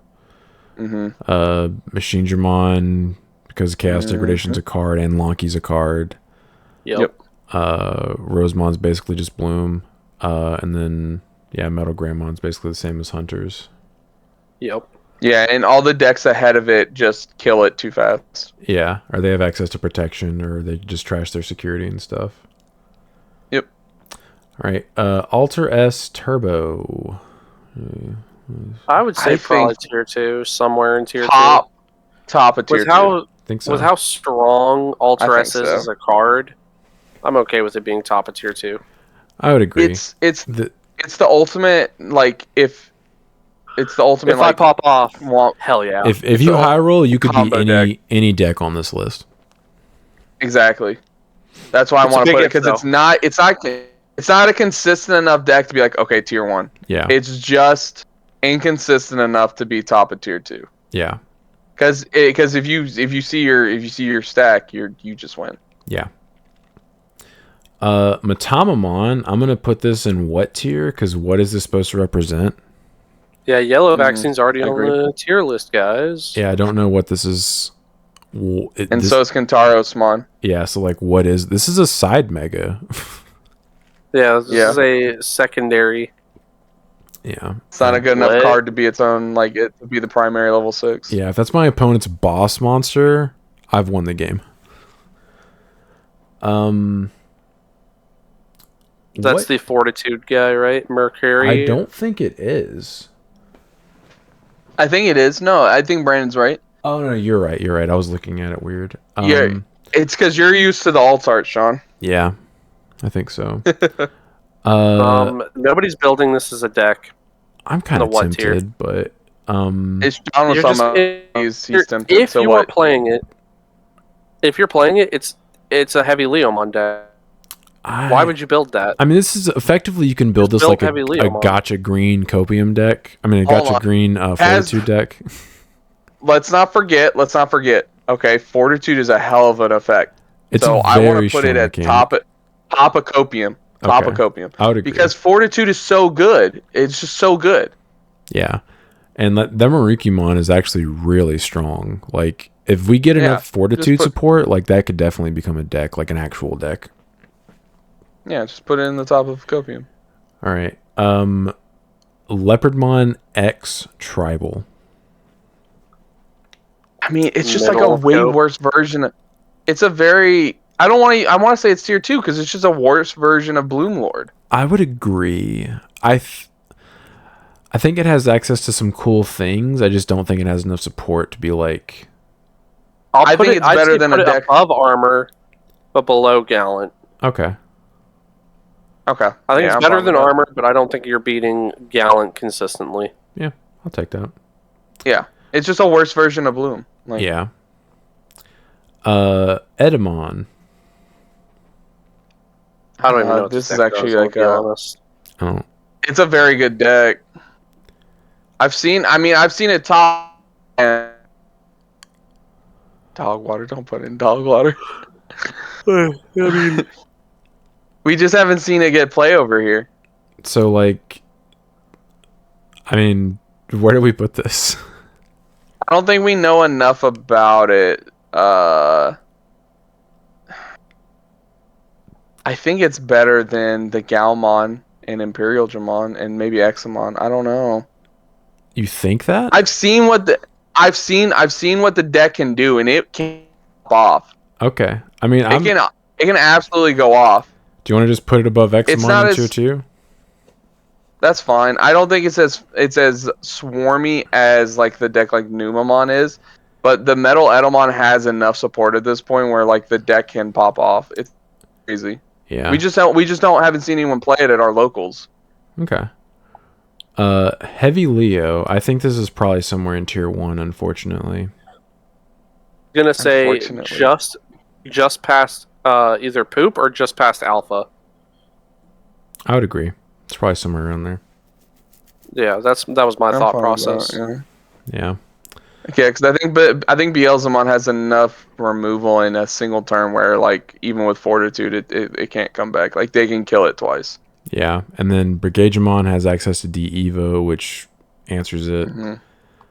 Ruin mode, or not ruin mode, but burst mode, I think just kills them. Mm-hmm. Red Hybrid just kills them. Mirage can bounce it. Malga can stun it / kill them, and then that's tier decks. All right. Are dugging on you? Grace Novamon. I mean, I kind of want to put that thing in Cope. I just feel like it's a worse Alter S deck. I think it's like, probably tier 2. Like the things you can do. I think it's better than that. Yeah. You think it's tier 1? No, I don't know. I'm saying I think it's better than what Brandon's saying. I think it's better than Copium. I'm agreeing with you in tier 2. Yeah, I think it's probably. Well, your best card in that. I don't think it's better than Royal Knight. So maybe above Blue Hybrid. Yeah, I don't know because Blue Hybrid can get rid of it can strip all your sources and sun it, and then what? Because once they strip those sources, gone for good. They're not coming back. Yeah, that's true. I'm cool with putting it above the Edamon deck and below Blue Hybrid. All right, I'm fine with that. The things you have access to besides Grace Nova, like your Megas and your level 5s, are really strong. Mm-hmm. The Dianamon is very strong. Mm-hmm. The Apollo is better, but it depends on what situation you're in. That's the thing, is like they're both situational Megas. Yeah. Toolbox. Yeah. Fanglongmon. Where do we wanna? I've only ever played against Wills, and we all saw what that gameplay looked like. So I'm gonna stay out of this. I mean, this did get top 8 at Australian Nationals, basically. Yeah, I think this is also one of those decks that has inevitability. It definitely does. Once they have the Fang, you're like, all right, cool. It's downhill from here. Maybe bottom of tier 1. I'm okay with that. Is it better than Blue? I was gonna say top of tier 2, bottom of tier 1. I think Blue Flare kills it before they get a chance to set up, because it does. 100%. Okay. Actually, yeah, I think top of tier 2. I actually think Alter S is probably better. Okay. I mean, yeah, because it is a very slow deck, right? Yeah, like it's a slow deck on top of the fact that they have to give you a bunch of memory to play their game. You're not getting choked versus one of their that level deck. 6 is an ace. Yeah. Okay. Yeah, that's fine then. Black War OTK. Copium? Yeah, I mean, you could because if you see it, you see it. You could put this bottom of tier 2, I guess. Is it consistent enough to be bottom of tier 2? You're clean sweeping everything Copium down. Yeah. Can you consistently play this deck without seeing your combo? Is this like an actual deck without that combo? I mean, this deck is a combo. Like, this is a combo deck that you just like draw into an OTK. Okay, then yeah, I guess just bottom of tier 2 then, right? Yeah, I think so. Like, I think it's probably able to last enough turns versus the Copium tier list that it could actually see its OTK and just kill you. Okay. Rusty Tribal. Top of dog water. I'm okay with that. Okay. Dia. Where we are right now, top of cope. Top of copium? Once we get the new support, this is going to be top tier. But right now, the only card you have going for you is that Dia card Ace. right there. Is the Dia Ace. Do you think it's that high? Top of cope, yeah. I think you can still pop off and do things to your opponent. Like, I'm looking at the things in cope. I think it's better than all of those. Just because we did get that ace. I think it is better than most of the cards in Copium. Except for maybe Kentaro's Mon and maybe Lord Nightmon. Yeah, but those are just, like, quote-unquote, difficult matchups. Yeah, and because they can like kill you fast enough.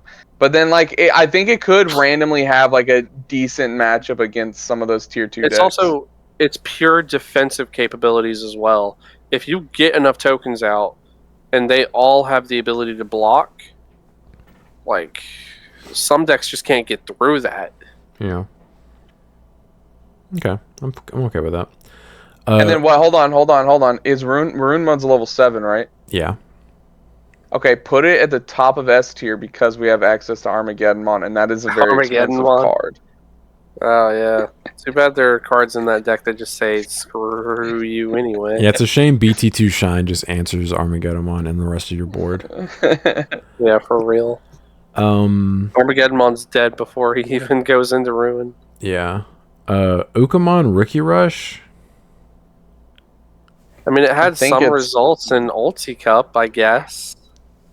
It's got to be like a tier 2 deck, right? Ruins are dead. Yeah, I mean, I think it's better than Black War OTK. Yeah, I would agree. Maybe like better than Aegis. I'd say it's perfect right there. Yeah. It is like a scary deck where if they saw if their cards properly, it's like, oh no. If they open a bunch of Ukamons, they can rush you down very quickly if you have no defense. Gamamon Tribal. I'm looking at tier 2, and I feel like I'd put it right below Blue Hybrid. Really? I think it has just enough going for it to where I'd want to have it kind of high in tier 2, but it's definitely not pushing top of tier 2. It has access. It's very versatile. It has access to a lot of different effects, from some of the better effects from the other colors, like Purple's Retaliation, Red's Aggressiveness. It's the fact that it's just such a weird combination or amalgamation of all those different colors that's a little inconsistent in that matter as well. So it is the ultimate tier 2 deck. I don't know how high I'd put it. I mean, Sean, you played against it that one night. That guy did go and defeated our locals. Now, unfortunately, there was a little bit of controversy there. Yeah. But how did it feel playing against that? I mean, I feel like if we had more experience, we'd all be fine. I was playing a relatively uninteractive deck. I mean, I was playing Yellow Hybrid. Do you feel like you win that match if you're playing a better deck, like one of these other decks? I honestly feel like the Yellow Hybrid list I ended up changing it to after that night probably would have smoked it. Okay. I think Grace has a good matchup into it. Think it could just kill it fast enough? Well, that and if you go into Grace, they can't do anything. Okay. So it's better, or it's worse than Grace. I don't know about Edamon. I think Examon, if they set up their Examon first with a Slayergemon on the field, you probably just lose. Okay. Yeah. And then, do we think it's better than Imperial Dramon? Imperial could probably rush it down. Gaiomon having access to D-Evo is really bad for it. Okay. Black War has protection effects and also removal. Ulforce can bounce it, which is not what they want. They want it to get deleted. Right. maybe above Crimson Mode. Okay. I'm fine with putting it there. Okay. I would agree. All right. Amphimon Tribal. What? Jelly. Jelly. I think Jelly deck. I haven't played against. Pretty high ceiling. I've never played against this deck, so I can't say anything. Like, I've seen it online get played, and it just seems like a blue deck. I kind of want to put it just above Ulforce, because I think it's probably a more consistent Ulforce. Yeah. Because it's not Tamer reliant. It's just you just need to draw your cards, and it draws a bunch of cards. I agree. I'll take your word for it. All right. Diarbitmon. Played this. It's dog water, unfortunately. Okay. Top of dog water? Are you beating a... Yeah. Because I could see the deck winning. Like, I could see a beating of random deck, like in a random matchup where I just happen to open way better than my opponent. My opponent literally drew an unplayable hand. I could see myself winning that, which is the definition of dog water. Yeah. The problem is it has so many reliabilities. You have to rely on your opponent having Digimon on the board for it to, like... Yeah, you have to rely on your opponent not knowing what Diarbitmon does. Right. So, dog water. Mastamon. I think this is probably top of Copium. Yeah. Okay. Yeah, I agree with that. It is way too slow and clunky. Like, their pop-off turn doesn't win them the game. It just clears your board, maybe. And if you have an answer to that, they just lose. I agree. So this is Ragnalord. I really want to just do Ragna OTK, because Ragnalord's not a deck. Yeah, Ragna OTK. That's what this would be. Yeah, not until we get to Ragna Ace. Yeah. Ragna OTK. I was gonna say you've had the most experience with this. I think it's consistent enough to put in tier 2. I think so. I think it falls somewhere into. I mean, if Jesmon is in tier 2 as consistent enough, then I think Ragna OTK deserves to be in there. I think it's probably because you haven't played this with the training cards, right? Yeah, but I didn't. I don't play the training cards. Yeah, okay. Like, I've built it since we got the training cards, and I still play memory boosts. Yeah, you could. Yeah, you'd rather have the memory than the Digivolution. That, and you just want to dig deeper into the deck, because sometimes it's a 3. You gotta see that Flame Dramon, right? It's technically a 4-card combo, while also having a stack out, and also having other different dragon types for the Dorbikmon. So, like, it's pretty peaceful line. I kind of want to put it below Gamma. Okay. I'm okay with that. Okay. I mean, if it high rolls you, though, it can literally you're dead against anything. Yeah. Oh, yeah, you lose. Insect Tribal, like Kabuterimon. Unfortunately, this card it's still in dire need of more support. It's just not there yet. Where in dog water? I'd say it's probably right there, right below Dorabit. Yeah, I think it's worse than Derby. Yeah. Yeah. Okay, here we go. Here's some good cards. Some good decks. So I forget what this guy's called. Chris, can you remind me? Oriyumon or something like that. Yeah, that's right. It's Oriyumon. If we have D Brigade right there, this deck needs to either go right behind it or right in front of it, because I think they're pretty much very similar decks. This card is very scary, or at least the deck is, because if you pop off, you can kill your opponent. Yeah, you're literally it has access to Alliance. I'm still working on like a list for it, but it's pretty much Digipolice. It's the same Brigade. You play Brigadier in it as well, which again you can. They all work together, so they all play off of each other.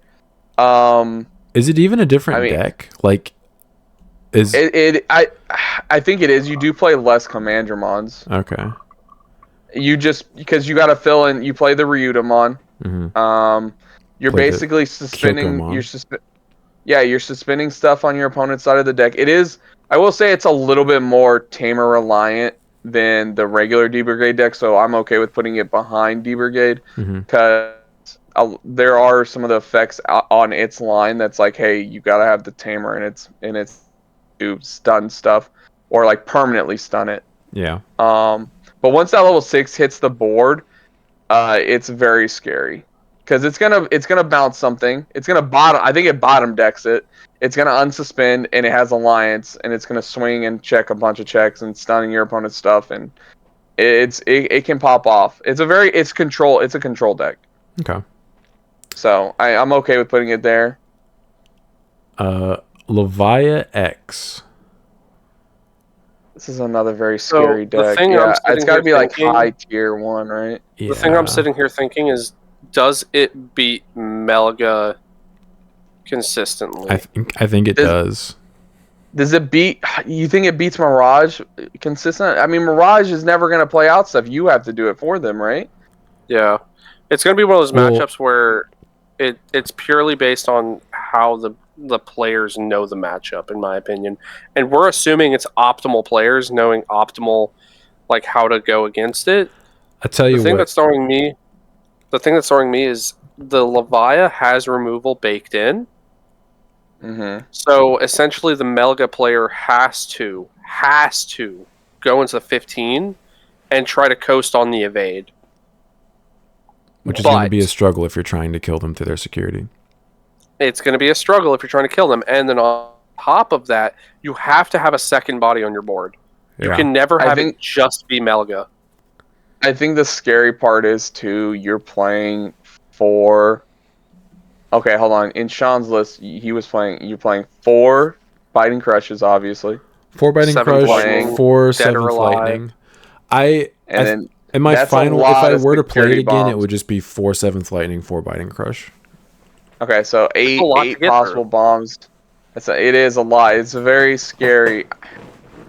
But the thing is, I think it also has some really hard loss matchups.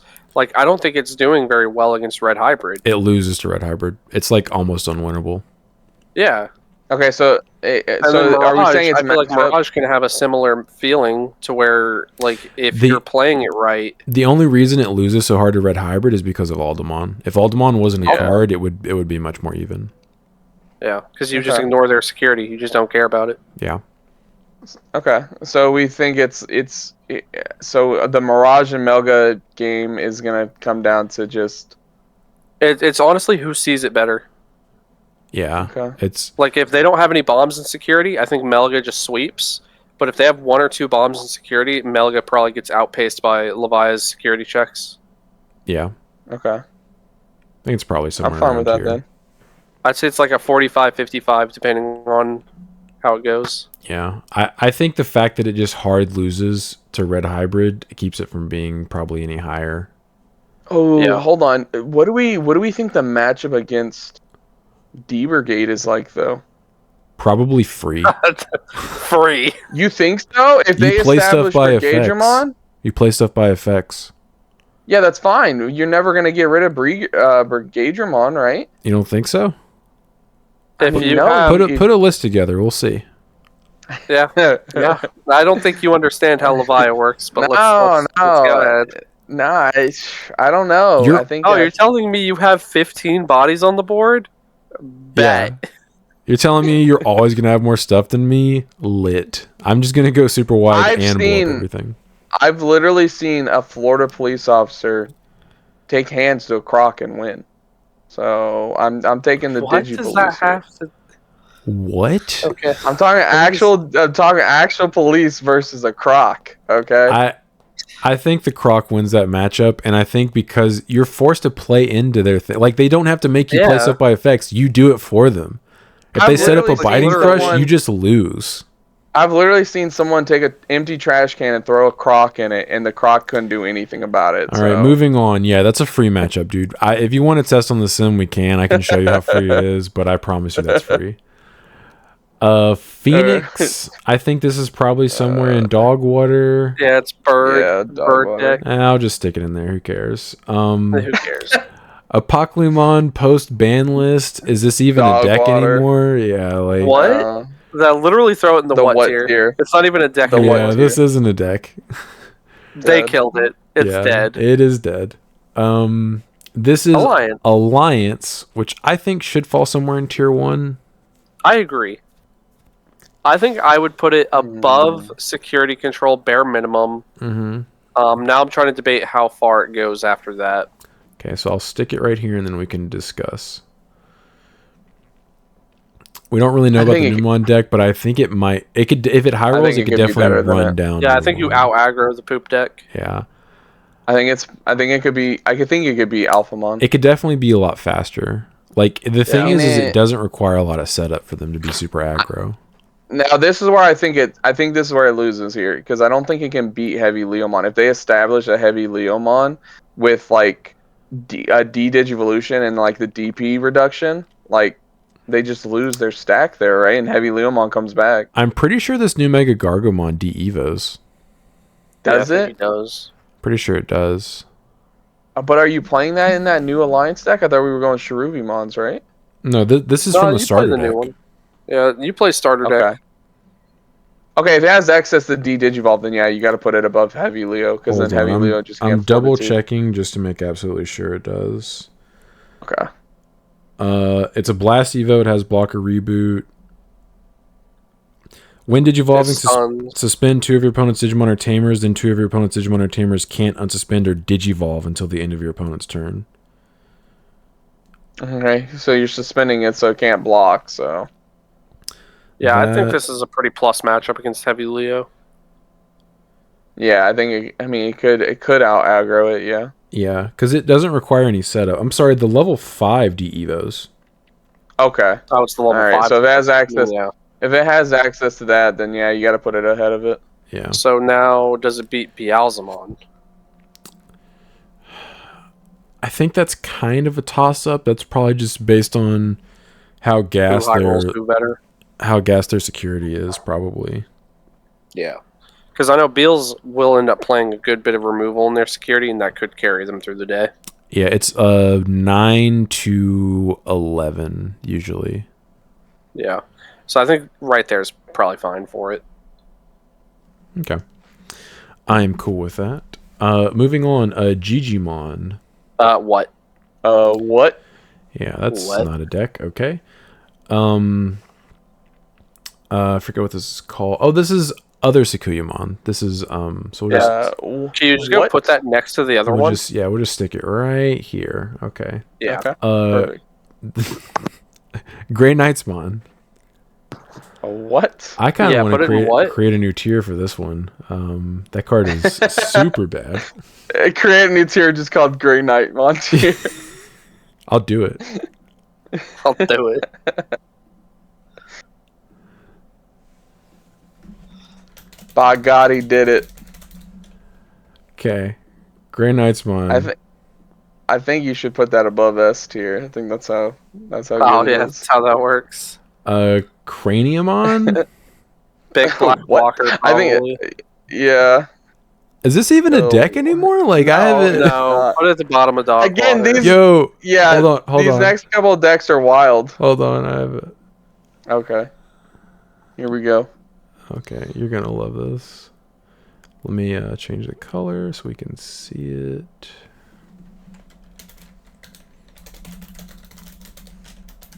It's a good play. No. Yeah, okay. Yeah. It's a good play. That is firmly in it's a good play tier. Yep. If green gotcha. You know. Yeah. Green gotcha. Dog water. What tier? What tier or dog water? I don't care which one you I'll put it in. at the bottom of dog water because it's actually like it is an archetype. Okay. It is a thing. Yeah. And then Raid War Greymon Tribal, I think that's probably somewhere. It's definitely above the BT14 War Grey. Yep. I don't know where to put it amongst these guys though. I know it hard loses to Examon. Yeah, but just because it hard loses to one matchup doesn't mean it's not going to do better in a lot of matchups. That's true. Because I think you're beating a blue hybrid player. I think right below Royal You're Knights. definitely beating Fang Long. True, you can just kill it. It doesn't matter that it's unaffected. Yeah, that's true. You're gonna outpace an Ultra S deck. Did we go to tier 1? Bottom of tier 1, honestly. Okay. Because, like, sure, you auto lose to Examon, but if you're having a plus matchup against everything else in that tier, true. then yeah, I think you deserve to be on the next tier. And you can outspeed them. If Examon doesn't open very well, like, you can just kill them before they get one set. But do you think it's better than Alter? You think it's better than Alter? Oh, yeah. 100%. I think it's more consistent Alter is a than high Alter. roll deck. Yeah. Okay. Yeah. Okay. If they see the Alter, honestly, I think this is actually better than Blue Flare. I think, like I said, Blue Flare is the definition of bottom of tier 1, bridge tier 2 deck. Yeah. Like, it is one of those decks that you can bring, and you can win against any of these other decks, but you can also lose against any of these other decks. Mm-hmm. Yep. Let's see how this looks. Because, like, Blue Flare is like, look at it. You can easily strip all the sources off that heavy Leomon deck. It just won't be able to Fortitude, and you stun it. Notice how Anubis. But then at the same time, because it's pretty much they killed it. Yeah. It's not a deck anymore. Yeah, they murdered it. It's a good play too. It like wasn't visible on the on the screen anymore. Okay, yeah, I'm fine. I'm fine with this tier list. I think this is good. I mean, there really should only be 3 decks in the S tier. It can't be flooded. Yeah. Tier 1 looks really good. I mean, there's plenty of decks people could pick up and play. Yeah, I think a lot of them are very budget friendly too. You can pick up a whole red hybrid deck for like less than $50. Yeah, I think that's the great thing about this game is like pretty much every deck besides like very few or Ruin Mode. Ruin Mode Turbo unfortunately is the most expensive deck on here to build base rarity. People aren't gonna like, because people just don't understand. I'm telling you right now, people will not like that Ruin Mode is right there. They're gonna wonder, one, why it's a different deck than Shine Gram on Burst Mode, and 2, why on earth would we have it that high? Yeah, it's literally so stupid. It just locks you out of playing the game. Yeah. Yeah. Literally, if people could pick up the card and play that deck, they would understand, but they just can't. Yep. There'd be and I think it is literally just consistent enough to where it can be right there. Yeah, because you have a bunch. Not to mention, like, when you're playing a card that's so good, it gets splashed in other decks. Yeah, just because it's that good. And the whole point of the deck is, I'm going to abuse that card. I'm going to abuse that card in its own archetype. Pretty good deck. Yeah. Yeah, it's a very unfair deck. That's why I don't play it very often at locals, because I know how. It is unironically a good play.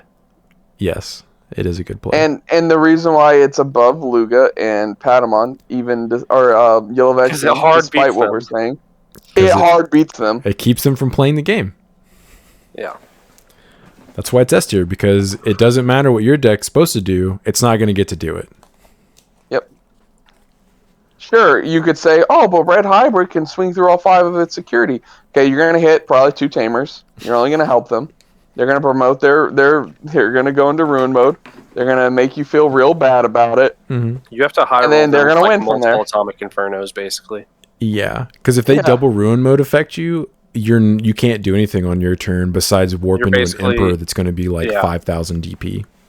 You can't even pop the Ruin Mode because it's going to be too weak. Yeah.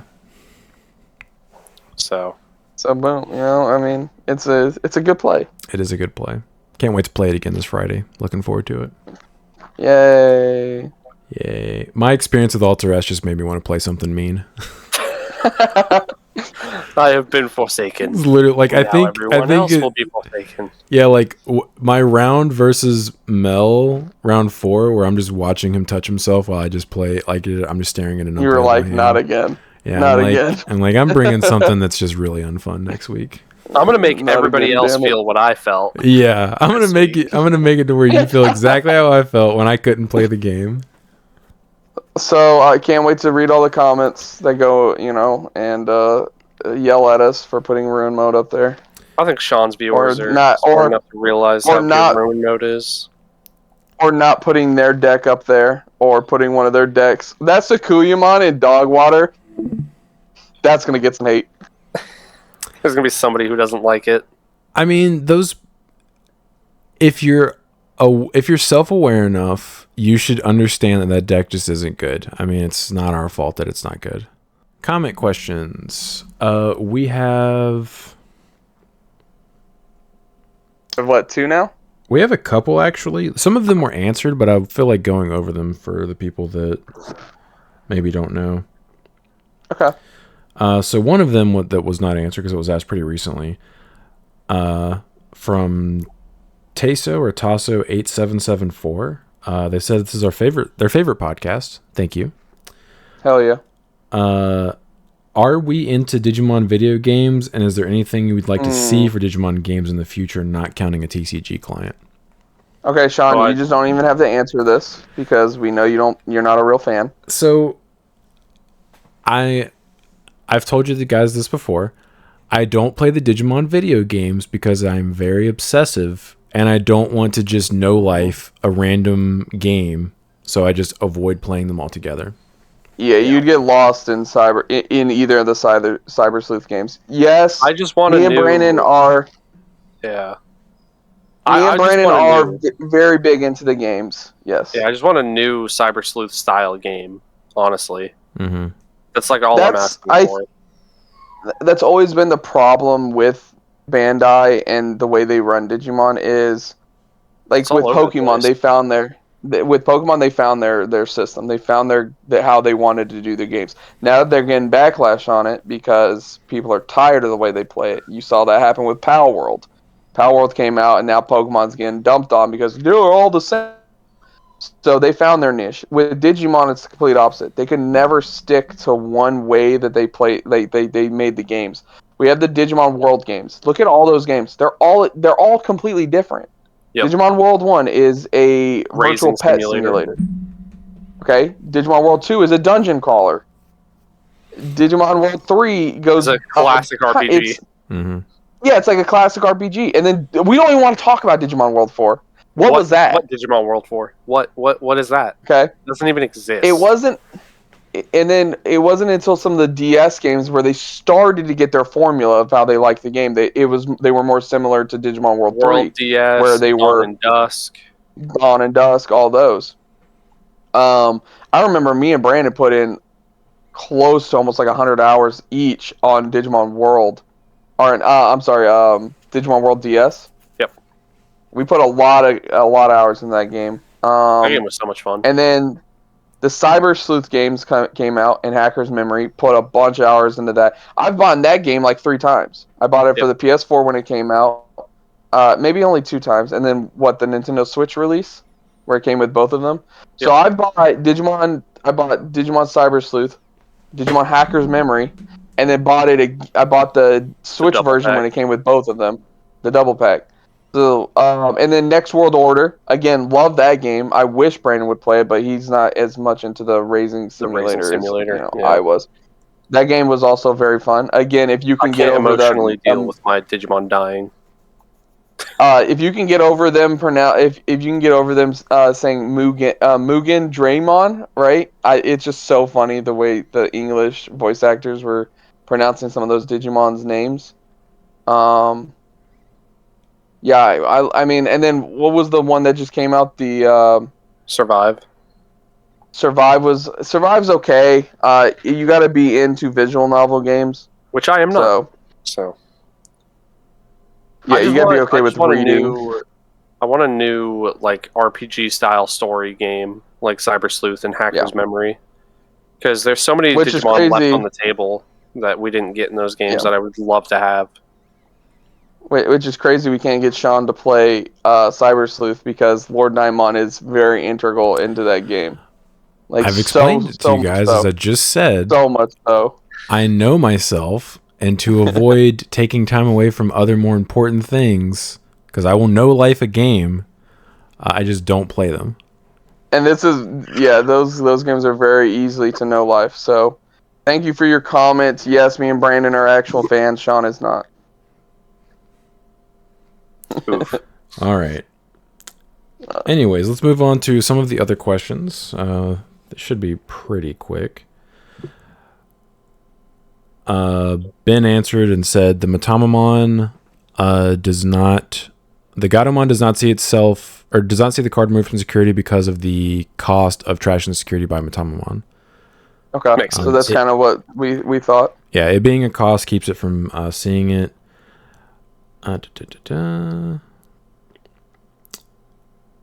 Just making sure. I have a question regarding the new 7 Great Demon Lords deck, as I was in the situation once.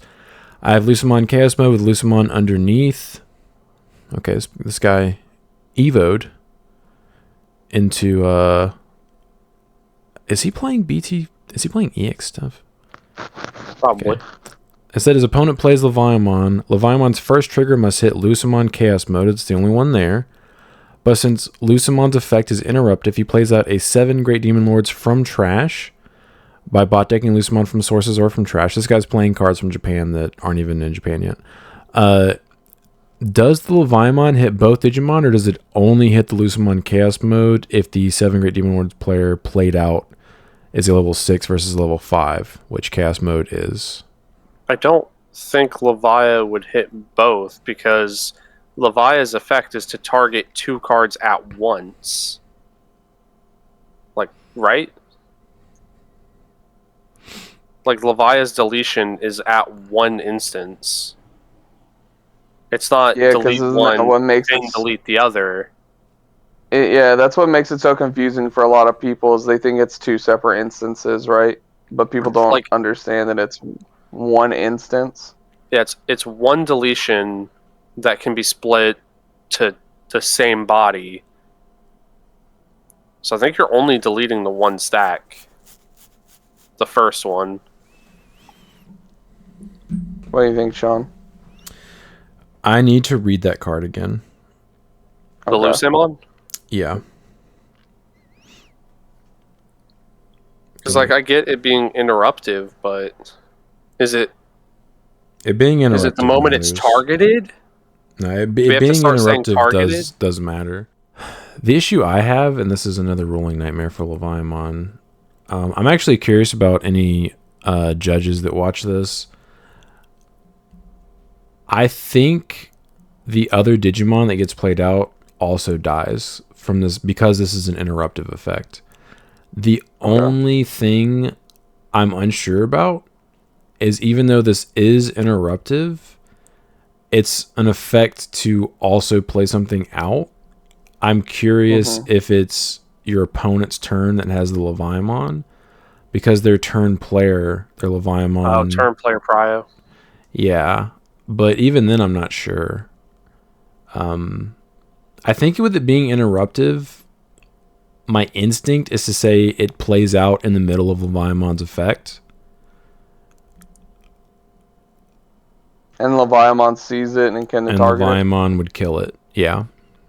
Okay. And it's irrelevant what level it is, because it deletes your lowest and then your highest. Right. Yeah. So if the other one's not on the field anymore, it's still assuming it's the only stack. Yeah, assuming nothing else is on the field, it's still killing the second thing that comes out, regardless of what level it is versus what level you had. I would suggest, since we're still kind of unsure about it, going to the judge Discord, right, and asking there. Yeah, I'm curious if any other judges that watch this if they know the ruling, can comment on this and say whether I'm right or wrong, and tell us the correct ruling if I'm wrong. Okay, that would be appreciated. All right, let's see. Let's say, okay. Oh, someone just asked this 3 hours ago. So in terms of Ragnar Lordmon, if it trashes security on Evo but can't unsuspend because it's already unsuspended, when it checks security after attacking, can it then unsuspend? You guys should know this. Yes, right? No. No. Yeah, no, it can. So Ragnar Lord is the best card ever. It can't unsuspend at that point because nothing is stopping the activation of the effect. Like there's no like this card needs to be unsuspended in order to unsuspend. Like once a card is removed from your opponent's security, it's going to trigger and then activate successfully. Yep. It's just sometimes going to activate with no effect if it's already unsuspended.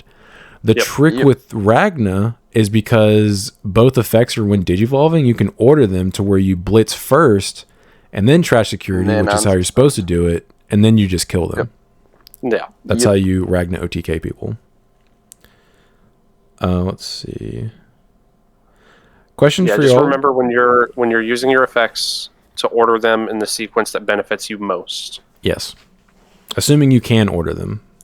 Yeah. That's like a good example is the BT15 Melga.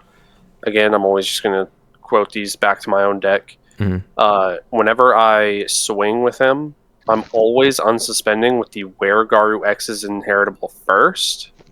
Because if I have to evade, I can't evade if it's on the first swing and I use his own effect to unsuspend. I can't unsuspend again, I should say. Yeah. It's just optimal. Yeah, it's optimal to trigger the when attacking first instead of the all turns first. Yeah, that's a good point for that deck, because that's something I didn't think of because I'm never going to build that deck. I saw your explanation to someone in the comments, and I was like, oh yeah, that makes a lot of sense. Question for y'all in regards to the question. Do what? I said you could just whiff on it. It feels bad. Yeah. Question for y'all in regards to the question of triggering but not being able to activate. My understanding for most of the mock Galgamon inheritables, BT11 and forward except EX4, of when a card is added to hand unsuspend, is that if they were already unsuspended, you missed that unsuspend since it triggered, but under what y'all said, it triggers but doesn't activate. So it should be able to unsuspend later, right? With like 3 question marks. Or am I misunderstanding? And if so, could one of y'all try to explain why that is? Appreciate y'all's content and look forward to seeing more. Thank you. Thank you, user-1-NE4HK3D. It's because it does activate. There's nothing stopping it. There's no like condition. There's no cost. Like as soon as you add the card back and you're already unsuspended, your effect is fully completing. Yeah, it'll trigger and then activate successfully with no effect. If you're just already unsuspended. Yeah. So you're unsuspending an already unsuspended card, essentially. Yes. A good way to think about it. Yeah. That was a big thing in Mirage, where it's like I would miss that a lot because Digimon would already be unsuspended because you'd have to swing with that level 5 and then Digivolve into the level 6, because I think it's level 5 they're talking about. Yeah, it's level 5 inheritables that lets you unsuspend. Yeah. So you'd have to the whole thing was you had to swing with that level 5. Well, this is before the Buka. I haven't played it since the Bukamon came out. You'd have to swing with your level 5, hope it lived, and then Digivolve into your level 6, add something to their hand, and then it would unsuspend. Yep. But a lot of the times you didn't want to do that. You would just have to Digivolve into your level 6, and you would just completely miss that effect. Yeah. Because the effect is And then the Bukamon came out, and it was like... Yeah. Yeah, the effect is mandatory. It doesn't have an if or anything like that. It's not a you may. It's a straight up when a card is added, unsuspend. So nothing's stopping you from completing the effect. Like there's no clause on it. There's no like what's the word I'm looking for? There's no like cost. There's no stipulation to it. Stipulation, yeah. Yeah. It's just you're straight up unsuspending an unsuspended card. Yeah. There's nothing. A stipulation example would be, for some reason, if they started printing cards that say, when you add a card to your hand once per turn, if this Digimon is unsuspended, or if this Digimon is suspended, unsuspend it. Yeah. Like that would be an example of a stipulation. If there's nothing, if they just made it a you may effect, yeah, I mean, you don't have to worry about that anymore. Obviously, if they made it optional, you wouldn't have the issue. But yeah, that's a trick. Which again, Melga, good example. His all turns effect is a. So. Yeah, it's optional. Because why not? Another question from Gravesbeard8078. Is there any official ruling for tamers being played from security as counted as an effect? People at my locals are discussing and saying it's not possible, so I know that it counts, but not having anything official. And when Sean said he checked security tamer and it resolved effects, so I was wondering if there's anything to back it up. The official be in Q&A, right? Yep, it's in the official BT15 Q&A for Leviamon X. Tamers being played out of security from their security effect is counted as playing a tamer by an effect. Yeah, because then didn't that happen to you and Finland? Yes, it's how I killed him game 1. And I was hoping it happened, because I already knew that it was counted as playing by an effect. Yeah, it's literally the security effect of the card is to play this card. Yeah.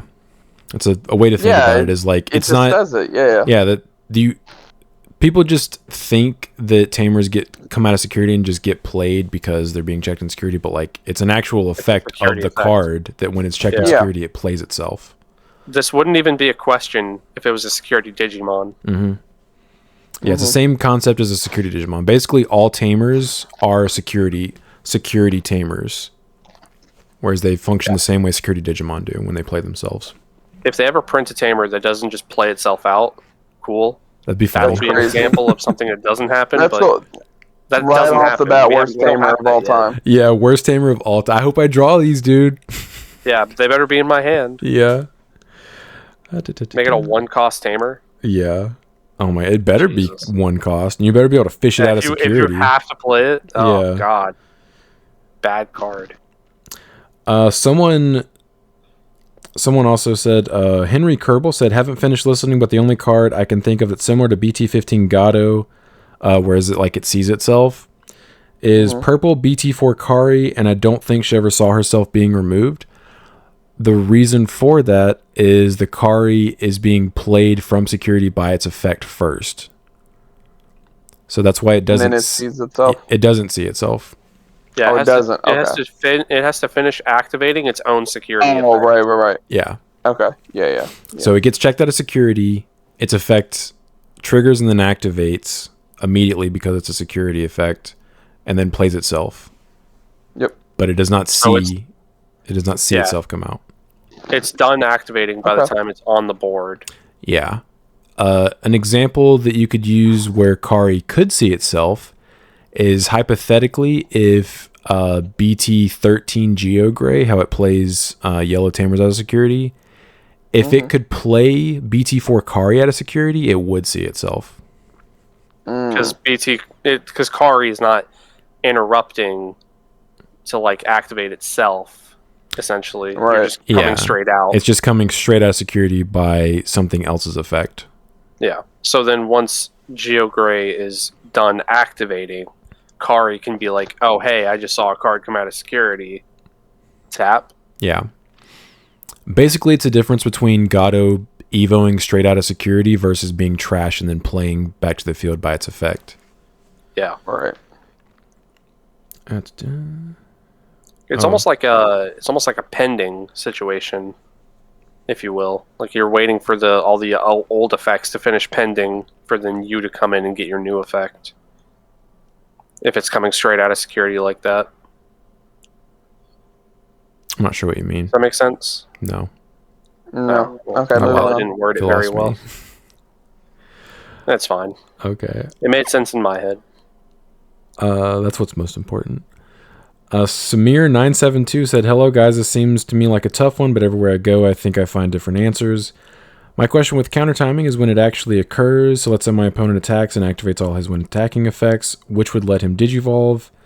Would my blast counter activate before his newly digivolved Digimon's digivolving effects? And then he goes on to post examples. Do you guys want to answer that?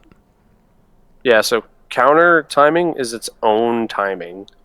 So it's after the when attacking, after when your opponent attacks, so your skills of when they attack at you, then you get counter timing, and then blocker timing, and then the attack finishes and you get wherever you're attacking. So security and or attacking DP check. So essentially, let's say they digivolve in the middle of the attack, and that Digimon has a when digivolving, all of that's going to finish triggering because it's still buffering, waiting for you to get to that next step.